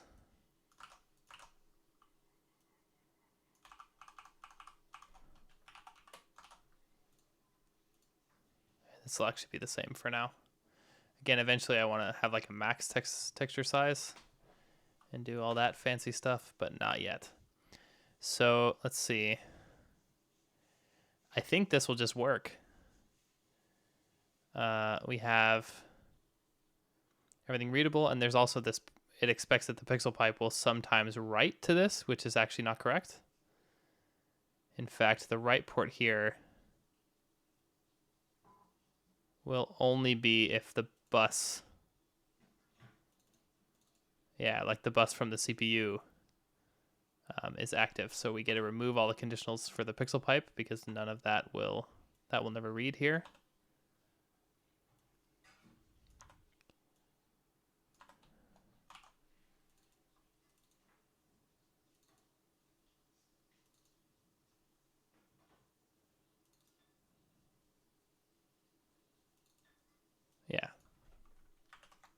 So just to write this memory, you can only do that from the CPU, which is exactly what I want, or from the bus, which ultimately the DMA is going to be what you want to do that with, but we don't have any of that set up yet, so that's fine. And then the reads should still work, except the pixel pipe might also issue reads. And then we're also going to be driving the returned pixel values there. The other thing that I need to do, which is going to be critical when we do filtering, is my plan was to actually have the texture memory laid out such that for every like the simplest example is if I have just a 2x2 texture memory, but I'm going to expand it to the whole thing. But essentially every block or okay, let's consider it in one dimension. And let's say we only have two texels that we need to filter with. Every other texel I would actually store in a different memory. So you'd sort of have these interleaved texture memory buffers. And that way, in a single cycle, I'd be able to read both like two adjacent texels in one cycle. And then extending that to 2 dimensions, it's every little block of 4 actually belongs to a different bank. So it's an interleaved block of 4 memories. And that's what I want to do to be able to read from all 4 of them for a given cycle. That's kind of my plan ultimately. But as a first step, since we're not going to do filtering anyway, we can just store everything in one buffer. And then, yeah, there's not anything more to explain about that. So I'm going to... Yeah, we'll do proper triangle setup. In fact, actually, maybe I'll do that now before we get too far with this. Actually, no. Let's finish loading the data. So I need to hack in some things here. First, I need to hack in where it's going to be in the memory map, and this is going to be fine. So we're going to map it here. And again, I think I will probably not have individual buses for all these different memories later, but right now it's just easier to make them separate. So this 0.6 range, this is where this is going to be. And I think these X's are also not necessarily in the right place, but again, this is good enough for now. I just want to document that. And then we got to work our way up. So in interconnect, we're doing some stuff. And here I think this was the number of replicas. And there will be 7 of those now. 1, 2, 3, 4, 5, 6. Yep. And again, I'm doing some copy paste here, which should ultimately be done with just functions, but whatever. So now color buffer, this is going to be text buffer.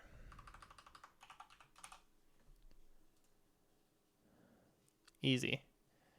And then in the XenoWing code here, we're going to copy this.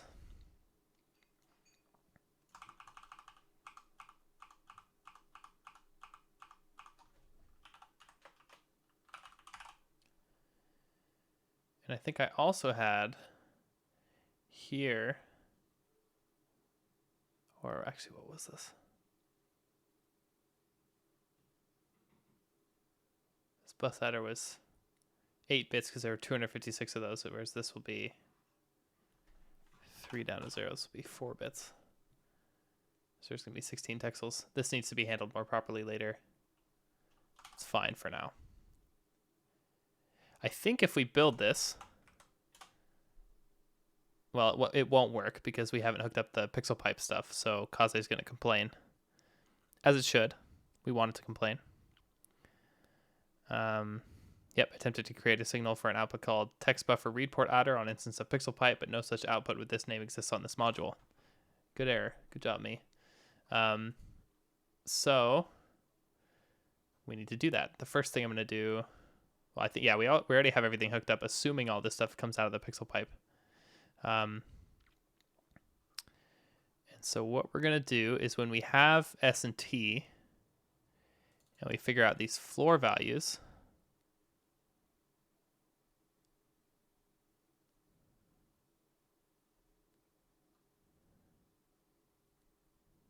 yeah, this just pulls off those bits off of that registered input, so it should actually be safe to just use these in this cycle. So let's do this. issue text buffer read for texel. I'll do unfiltered texel. So m.output, and actually we'll copy this again. So this will be the text buffer. And the address, since it's just like 4x4, we're gonna take t floor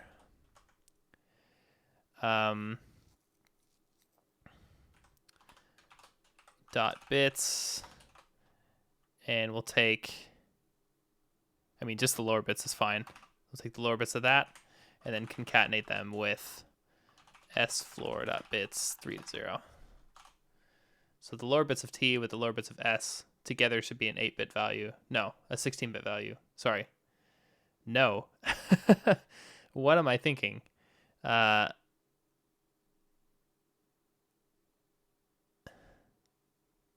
This would be an 8-bit value, right? Yeah, that's too much.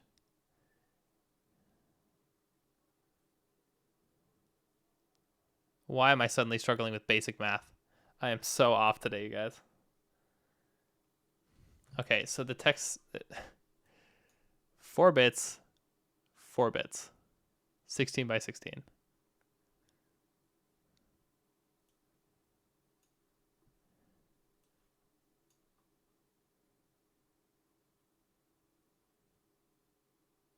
Yeah, okay, that is also 256. This is correct. Okay, I wrote it right, and I'm just full of crap in reasoning about it. Great. So that is what we want. And then the read port enable is whether or not it's going to be valid, which it is. Currently, I'm just always issuing texture reads, although eventually I'm going to mux whether or not, first of all, whether or not this is used, and second of all, whether or not we actually use the result. So yeah, so we're going to get a returned brief color. This will be texel, and this will be the text buffer read port value, which is also going to be 32 bits. So yeah, so that's going to come back on the following cycle, and then we have the color. So I think the way to do this, if we're not doing filtering anyway, is just this: let color is texel, right? That should be it. And if I run this in sim, it should just be black, because I haven't hooked any of that up, or I haven't written any of those values. But I think this is enough to make it work, actually. So we'll see if Kaze yells at us. And it did attempted to drive an input called text buffer bus adder on an instance of color thrust, but this input and the provided signal have different bit widths, 8 and 4. Text buffer bus adder. Oh yeah, because I think I, in here, had the wrong number of bits. So that's where that 4 came from. Versus 8, which I realized was ultimately the size of this buffer currently.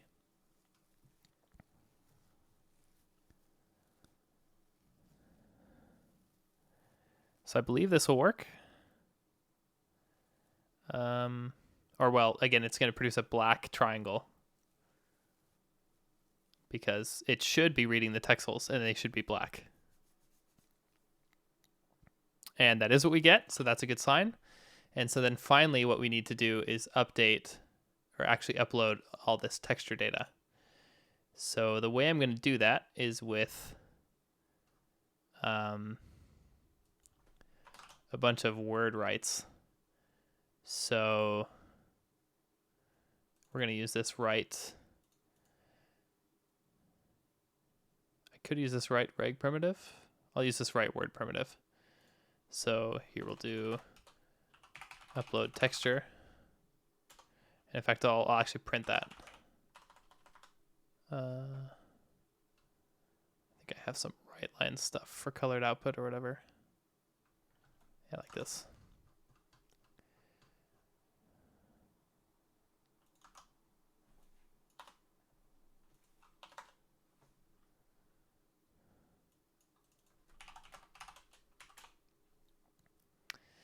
And then, yeah, for y in 0, 16, for x in 0, 16, let texel is Did I call it text? Of course I did. Get rid of first pixel 2. Is text.get pixel xy. And then we're going to write word. And so the address, we'll do that. Adder is 0x06000000 plus, and the way I have this bus set up is a little wonky. So we need to do y times 16 plus x, so that's the pixel coordinate, and then multiply that whole thing by 16. Because the bus that the color thrust sees is always 128 bits wide, although I think I'm not utilizing any of that. And again, eventually that will matter when we have like DMA and everything. Because that's the other thing that I need to support eventually is that like when I DMA texture data into this, that needs to be able to support the full width. But that's all stuff that comes later. So we do this. I think I need to pull out red, green, and blue stuff. Maybe I can just do this easier with image, but it's going to be faster if I just do it. GBA. And so we write this word, and we're going to do A as U32 shift left 24. And this is literally the kind of color shifting I have been doing for like half my life now. So if I mess this up, I'm going to be real embarrassed. G should be shift left 8. And I didn't used to do this, but I actually prefer to have this shift left 0 here now versus the way I was in my youth. Okay, let's just write it like this. So I think this will work to upload the texture data. And if we run this, nope, it didn't work because I think this write word thing needs the device too. So we'll add that. So in mute device. And also this, we need to potentially check an error there.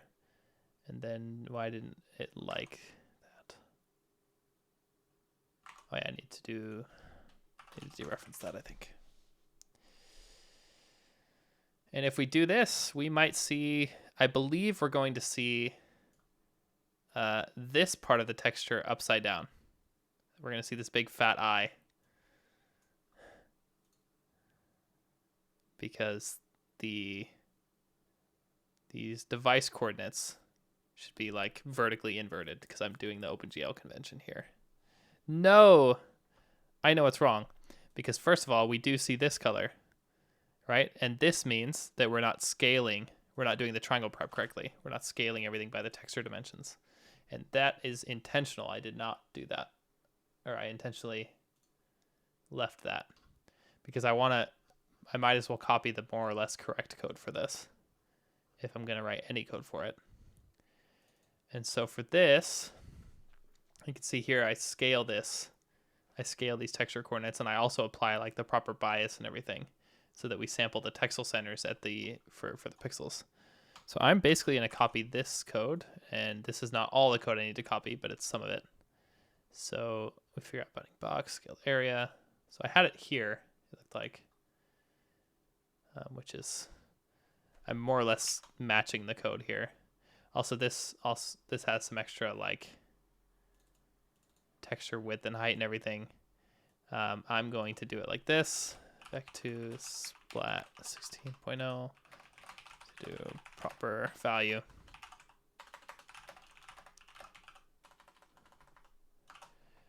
And default if no texture is enabled. Yeah, this should work. I think Ferris is mutable already because I think I'm modifying it in a couple other places as well. So I think that's great. Let's do the scaling there. And then I don't think that's it. I think that scales them before we do the full triangle setup. And then I think, yeah, this was actually uploading the texture in the software rendered version of this, which we've already done because we have one texture in our setup right now. And then actually this might be it after everything's scaled because I think I already do proper S&T based on the text chords down below. I think it's only the W reciprocal that's not proper right now. So this might just work, you guys. Again, we'll see upside down this quadrant of the image, I believe. And I was wrong. Yeah, the vertices don't have proper W right now, which is fine. Because normally I do the division here.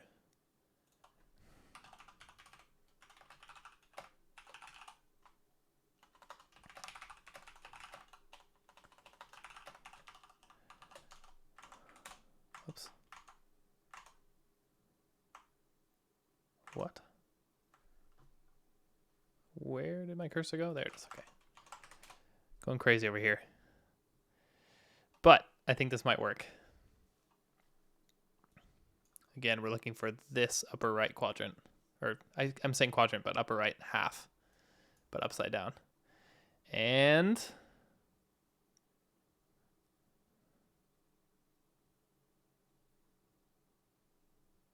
we see it? Do we see it?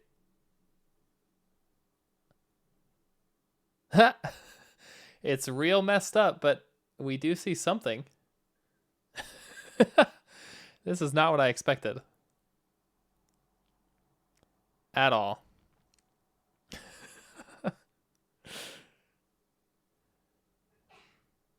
Okay, so it looks like green is weird, and it also looks like my texture coordinates are weird. So I'm gonna do a couple things first. First, I'm going to actually adjust the texture coordinates because I think I have these like wrong in the test. I think for this to have shown the part of the image that I thought it would show, I think this needs to be 1 as well here. And I think that's what's causing it to skew. So we'll fix that first. And the other thing that I think is happening is I think the green channel is messed up.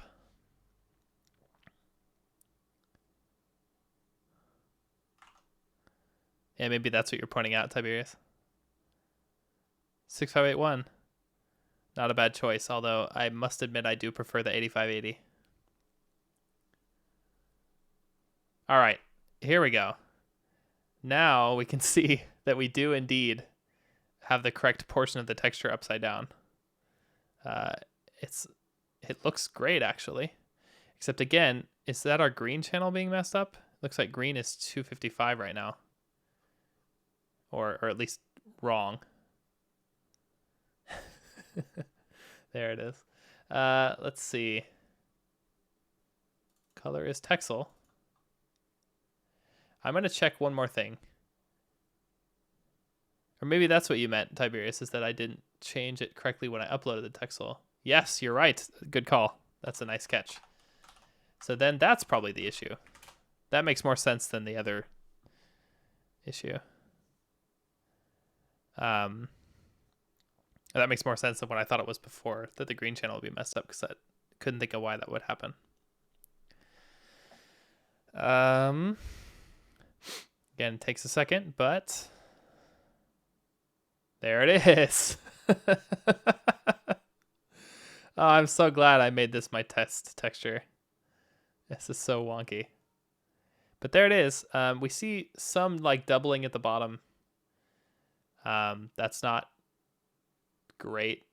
I expected this to be a little more accurate than that, but I'm not entirely sure what the issue there is. I'm not going to worry about it yet.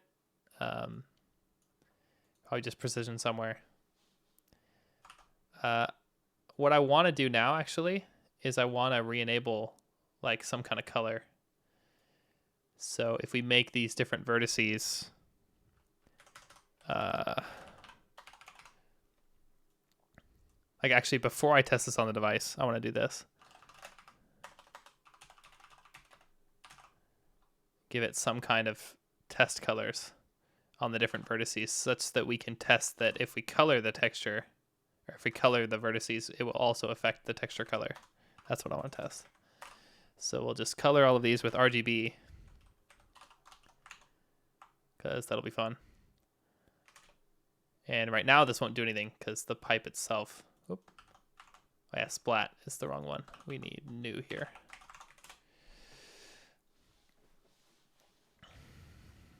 I'm guessing we'll be able to do this. We'll be able to scale the returned color correctly.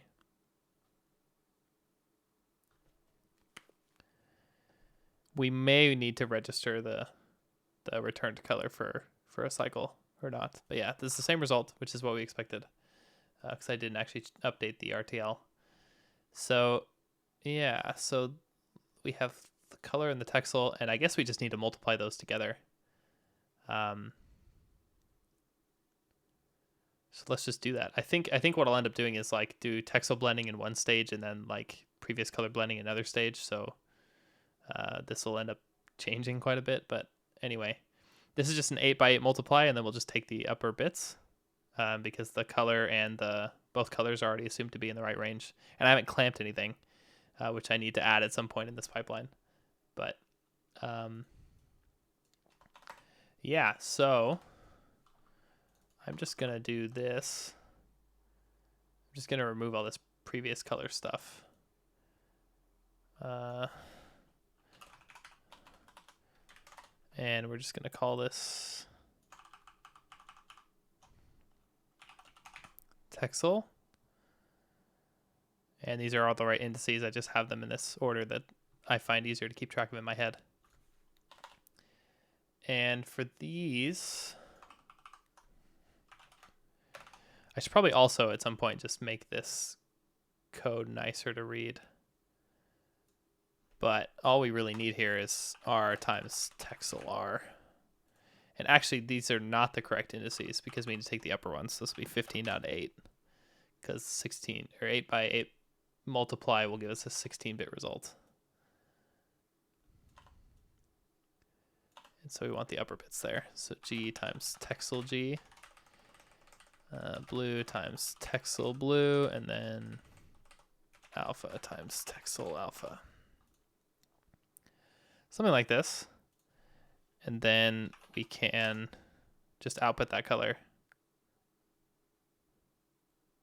Yeah.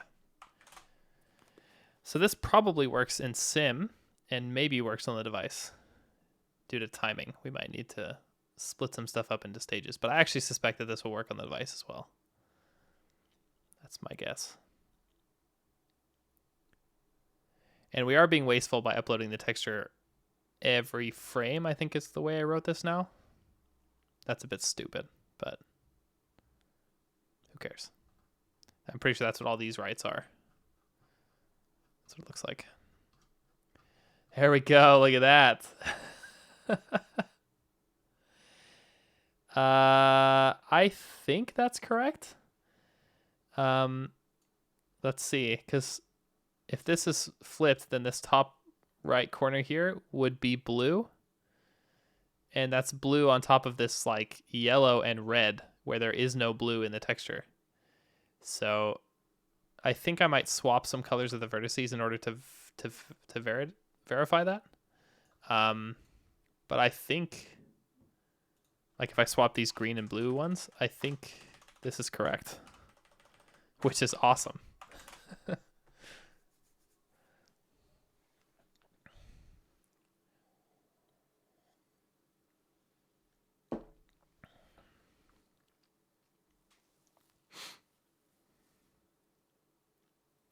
And then if that works, we're going to test on the device.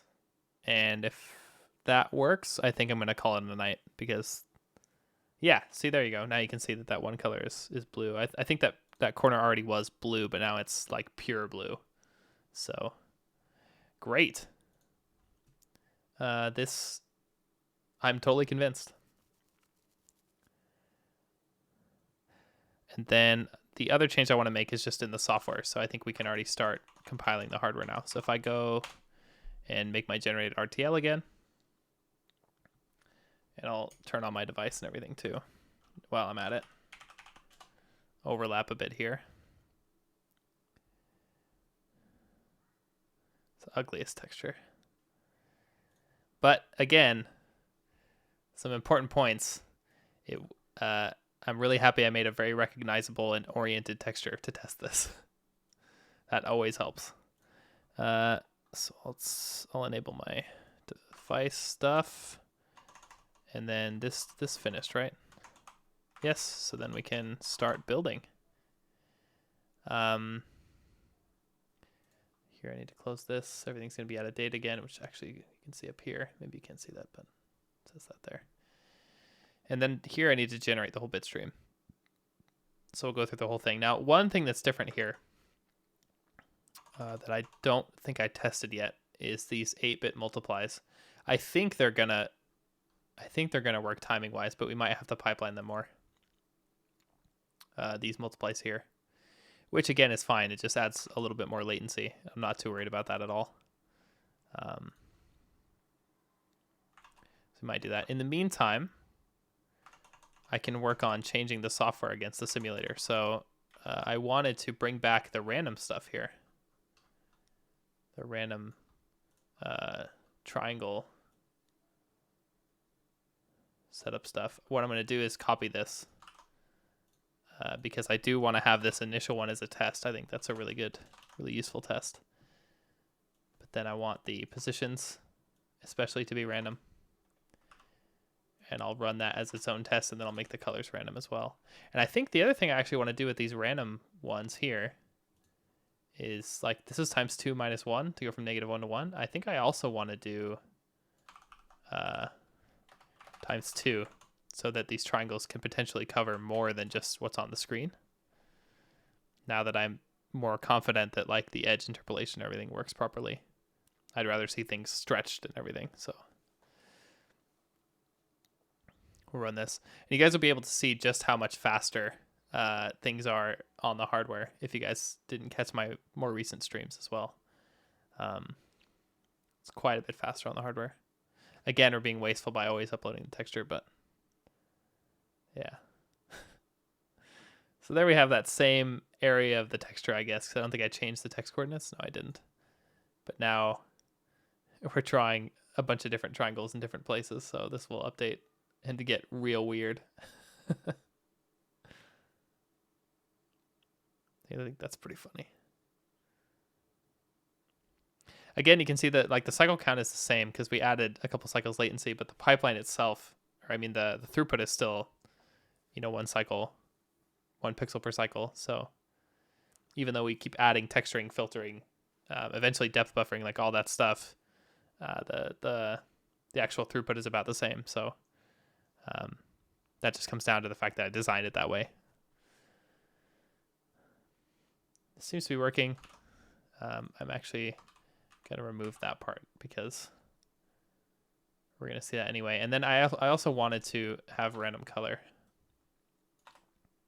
So when we get the hardware rasterizer up and running, I'll test with both of these different cases, where we have the initial test that I ran earlier, where it's just that part of the texture, and then one where we're doing random triangles, and also bump up the resolution so we can see, even though it's going to be really slow, we'll see that it works. And that's fun. And my sim setup is getting slower and slower, which is another motivation to test these parts in isolation, because, for example, just testing this pixel pipe would be a lot faster than running the entire system. That's a small triangle, but it's textured and colored, right? So that's pretty fun.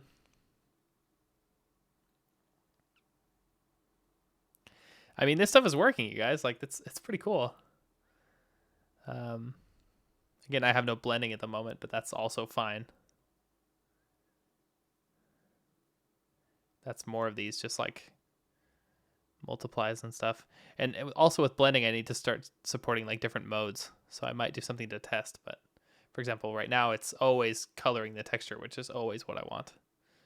That part of the pipeline is probably going to be fixed.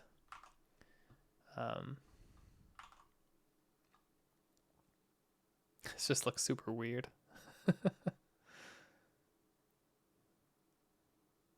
But it also looks really weird, to be fair. It looks really weird because we're testing with so few tiles. If I do like 4x4, this is going to be, 64x64. It's going to be a bit slower because we have to move around a lot more data, but it'll look a lot better. And when we test that against the actual hardware, it'll be a bit faster.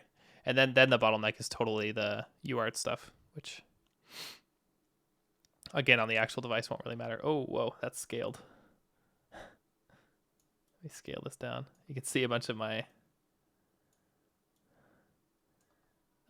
Twitch view as well. That's kind of funny.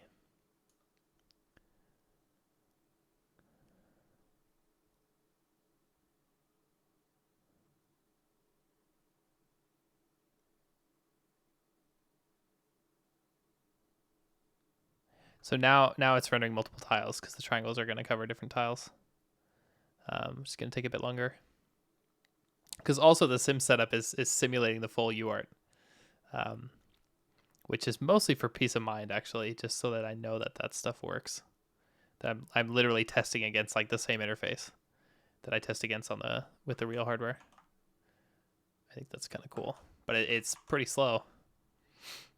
And that would be something that would speed up sim a lot, actually, because like, I mean, here you can see also like everything's slow, including like the whole rasterizer and everything, because like all these little multiplies that we added, those are actually happening every single cycle,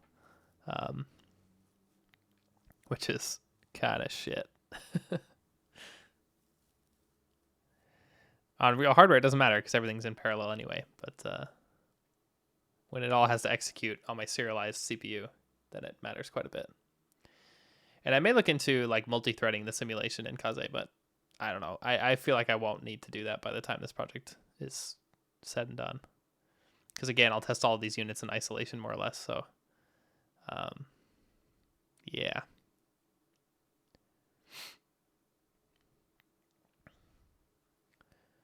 I probably should have used those vertices that I know covered like a known area of the screen. Oh, there we go. Look at that.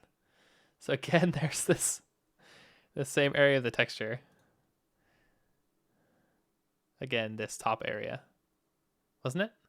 I think it was. Yeah, it is. And you can see also it looks like it wraps around a bit on the left. So I may want to play with some of the precision and stuff there. Because I'm surprised it goes off the edge, actually. Maybe I shouldn't be, but I am surprised about that. There's another small triangle. I mean, it is wrapping correctly. Like, if it is going to go off the edge of the texture, that it is showing the correct data. But, yeah. I don't know. It matches whatever the precision was in the software renderer, so maybe I shouldn't worry about it. Because that was tested with like real content that actually looked pretty good. Although I didn't do a very good job with like targeted tests against that, so maybe I'll go back to that and play with some stuff. Right now, I'm not going to worry about it anyway. If this runs on the device, I'm going to be quite pleased. And then I'm not going to worry about like filtering the texture. We need another pipeline stage for that. And we need to actually read in the individual texels. Like I have to rearrange all of that texture memory and everything. But again, that's stages that we do after it starts to work. So I'm pretty happy with this at least.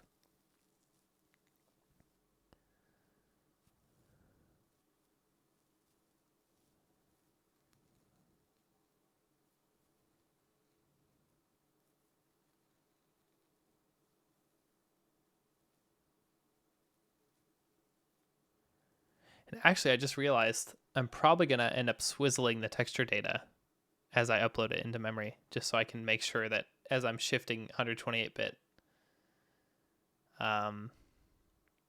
words into texture memory, that they all hit the individual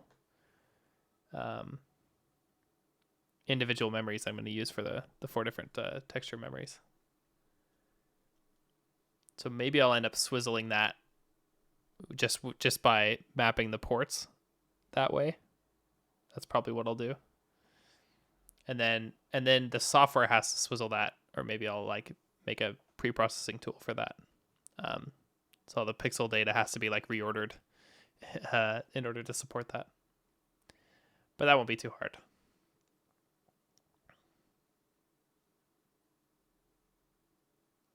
Again, though, I am still surprised that this is so far off that edge. It doesn't give me the best feeling.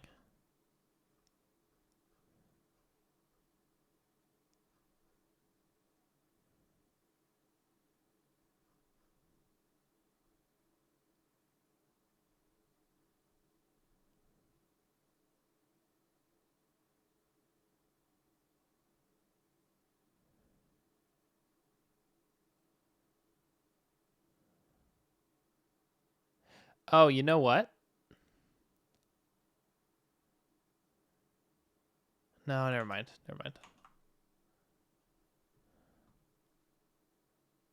Actually, so the top of the image here is actually the bottom of the texture. So this is off the bottom there.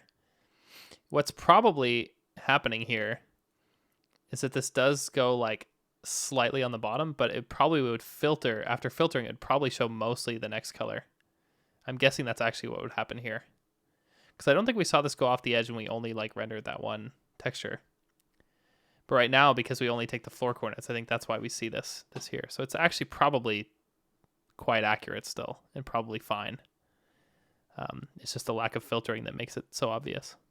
Because we do bias everything to like sample the texel centers and stuff, so it should all work out.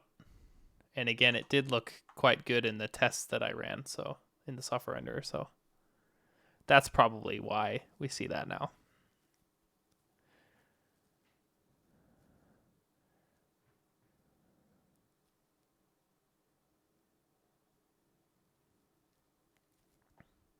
But again, there's lots of like memory reordering and reorganization that I need to do before we can get to filtering, and I don't think I'm doing that today.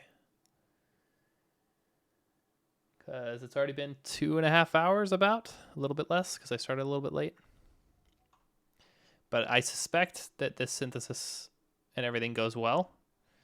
If there are any warnings, it's going to be timing warnings about the color multiplies, which I'm not going to fix on the stream. And even if we do get that warning, I'm going to put it on the device anyway, and it's probably going to work.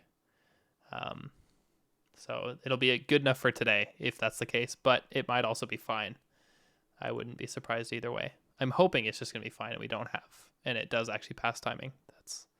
That's actually my first guess, but if anything goes wrong, it's definitely that. That I'm confident about.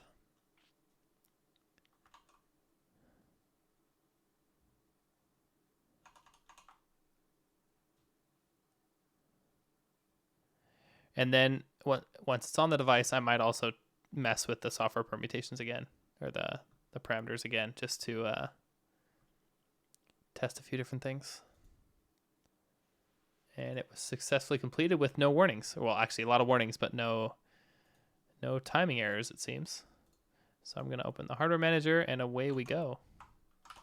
This is the coolest thing. I still love this every time. If I just do --com5 on the same software, then it does the serial over actual serial instead of the emulated one, and then that's it, which is just so cool.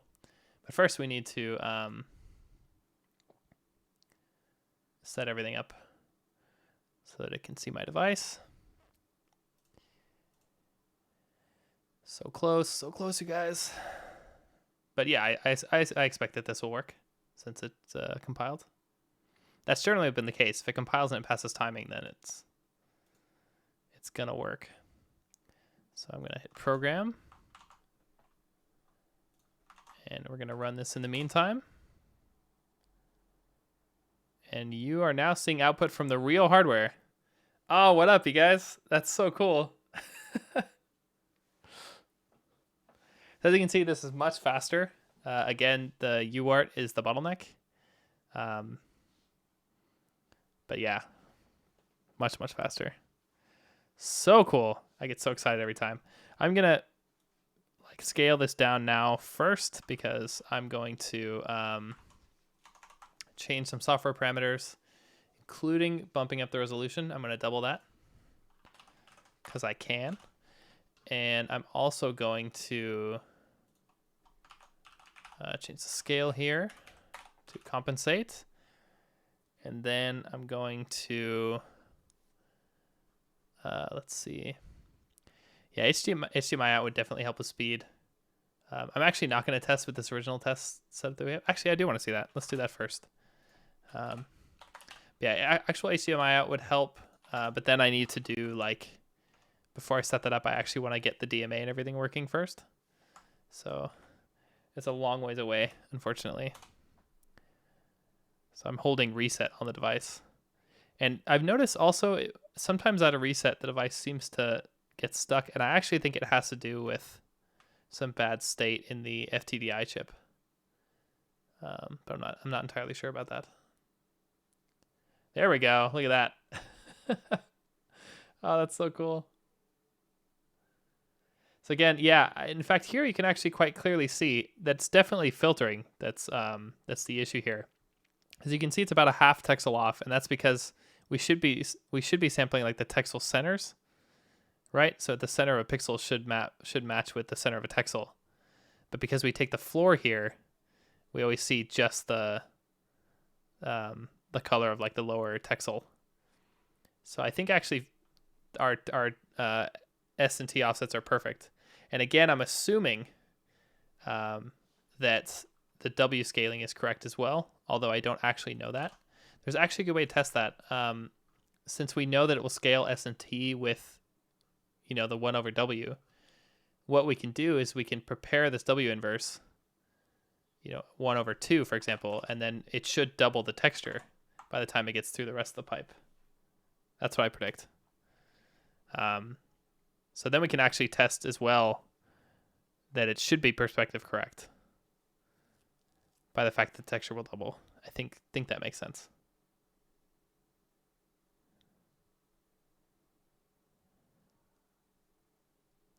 Yep, perfect.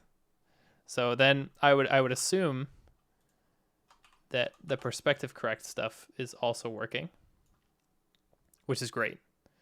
That's exactly what we want. And then what was I going to do? I feel like I was going to do one more thing with this. I don't remember.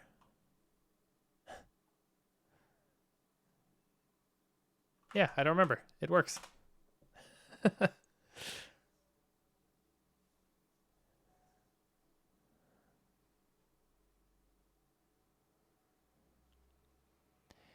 Yeah, exactly, Dark Second. That's the other thing I need to set up DDR then. Something to stream out of.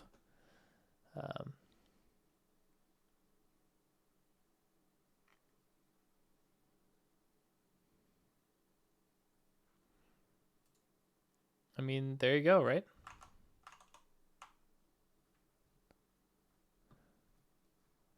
That's the thing.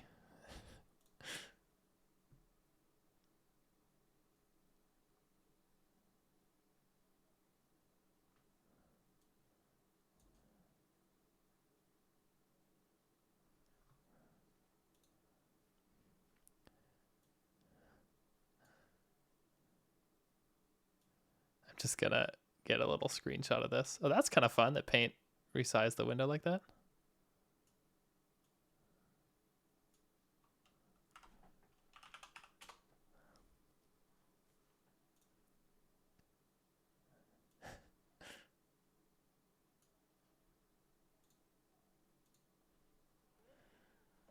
Yeah, I mean, this is sick. It's totally working. I'm just going to post this a couple places because that's fun.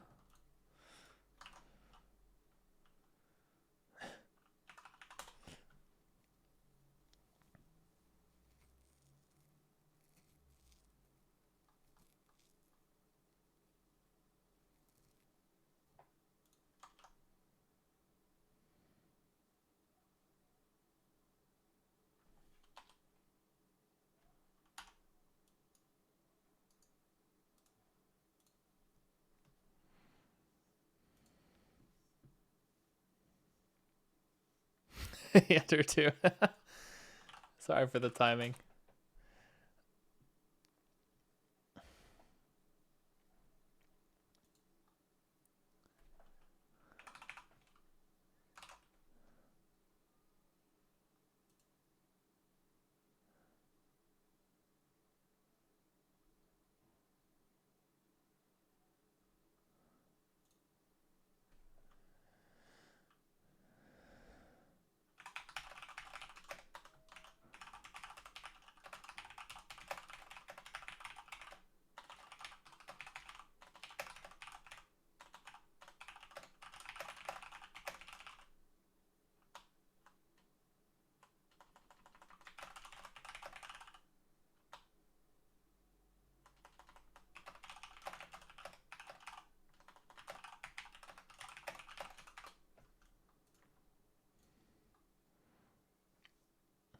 Yeah, exactly, Drew, too.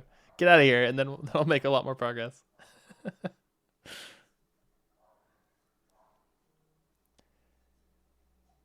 But I mean, yeah, I mean, that's it, right? Like, this is basically as far as I wanted to get today. I'm pretty happy with that.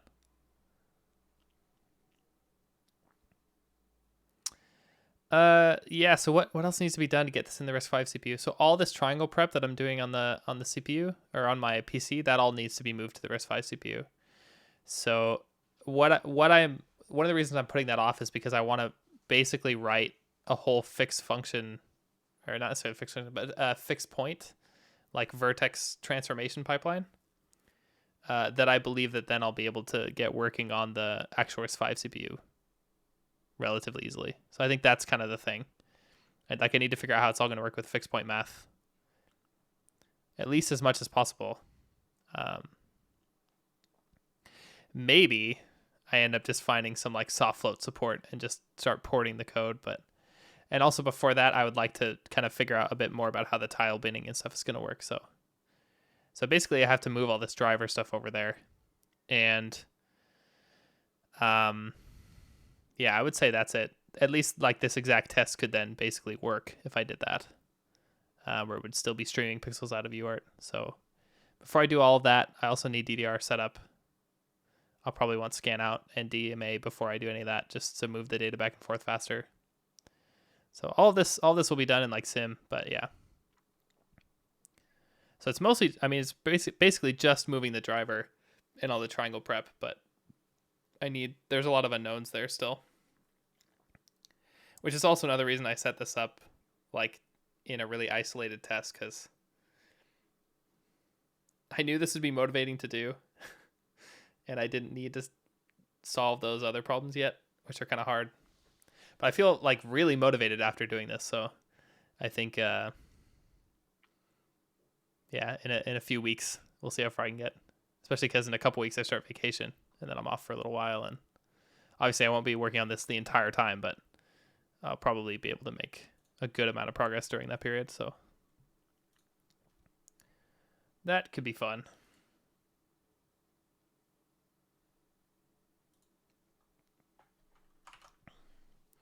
But yeah, I think this is basically all I wanted to do. I'm probably going to commit this now, and then I guess I'll go for today.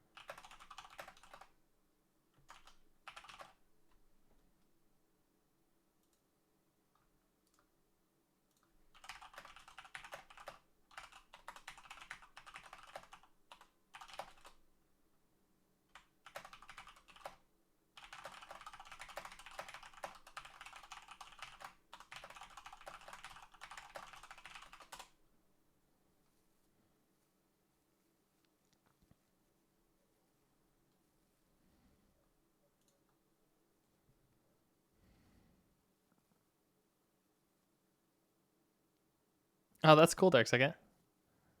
That sounds cool. Drew, does it run much faster without the SSD out? You know, I haven't tried. I'm guessing not. Because, I mean, this is a fair amount of printing, but I certainly don't think it's the bottleneck here. I could try, but I don't want to. All right, I'm gonna commit all this. A lot of stuff here, and I'm not done either, because like this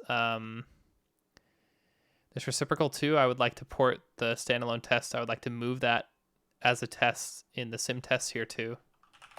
But yeah.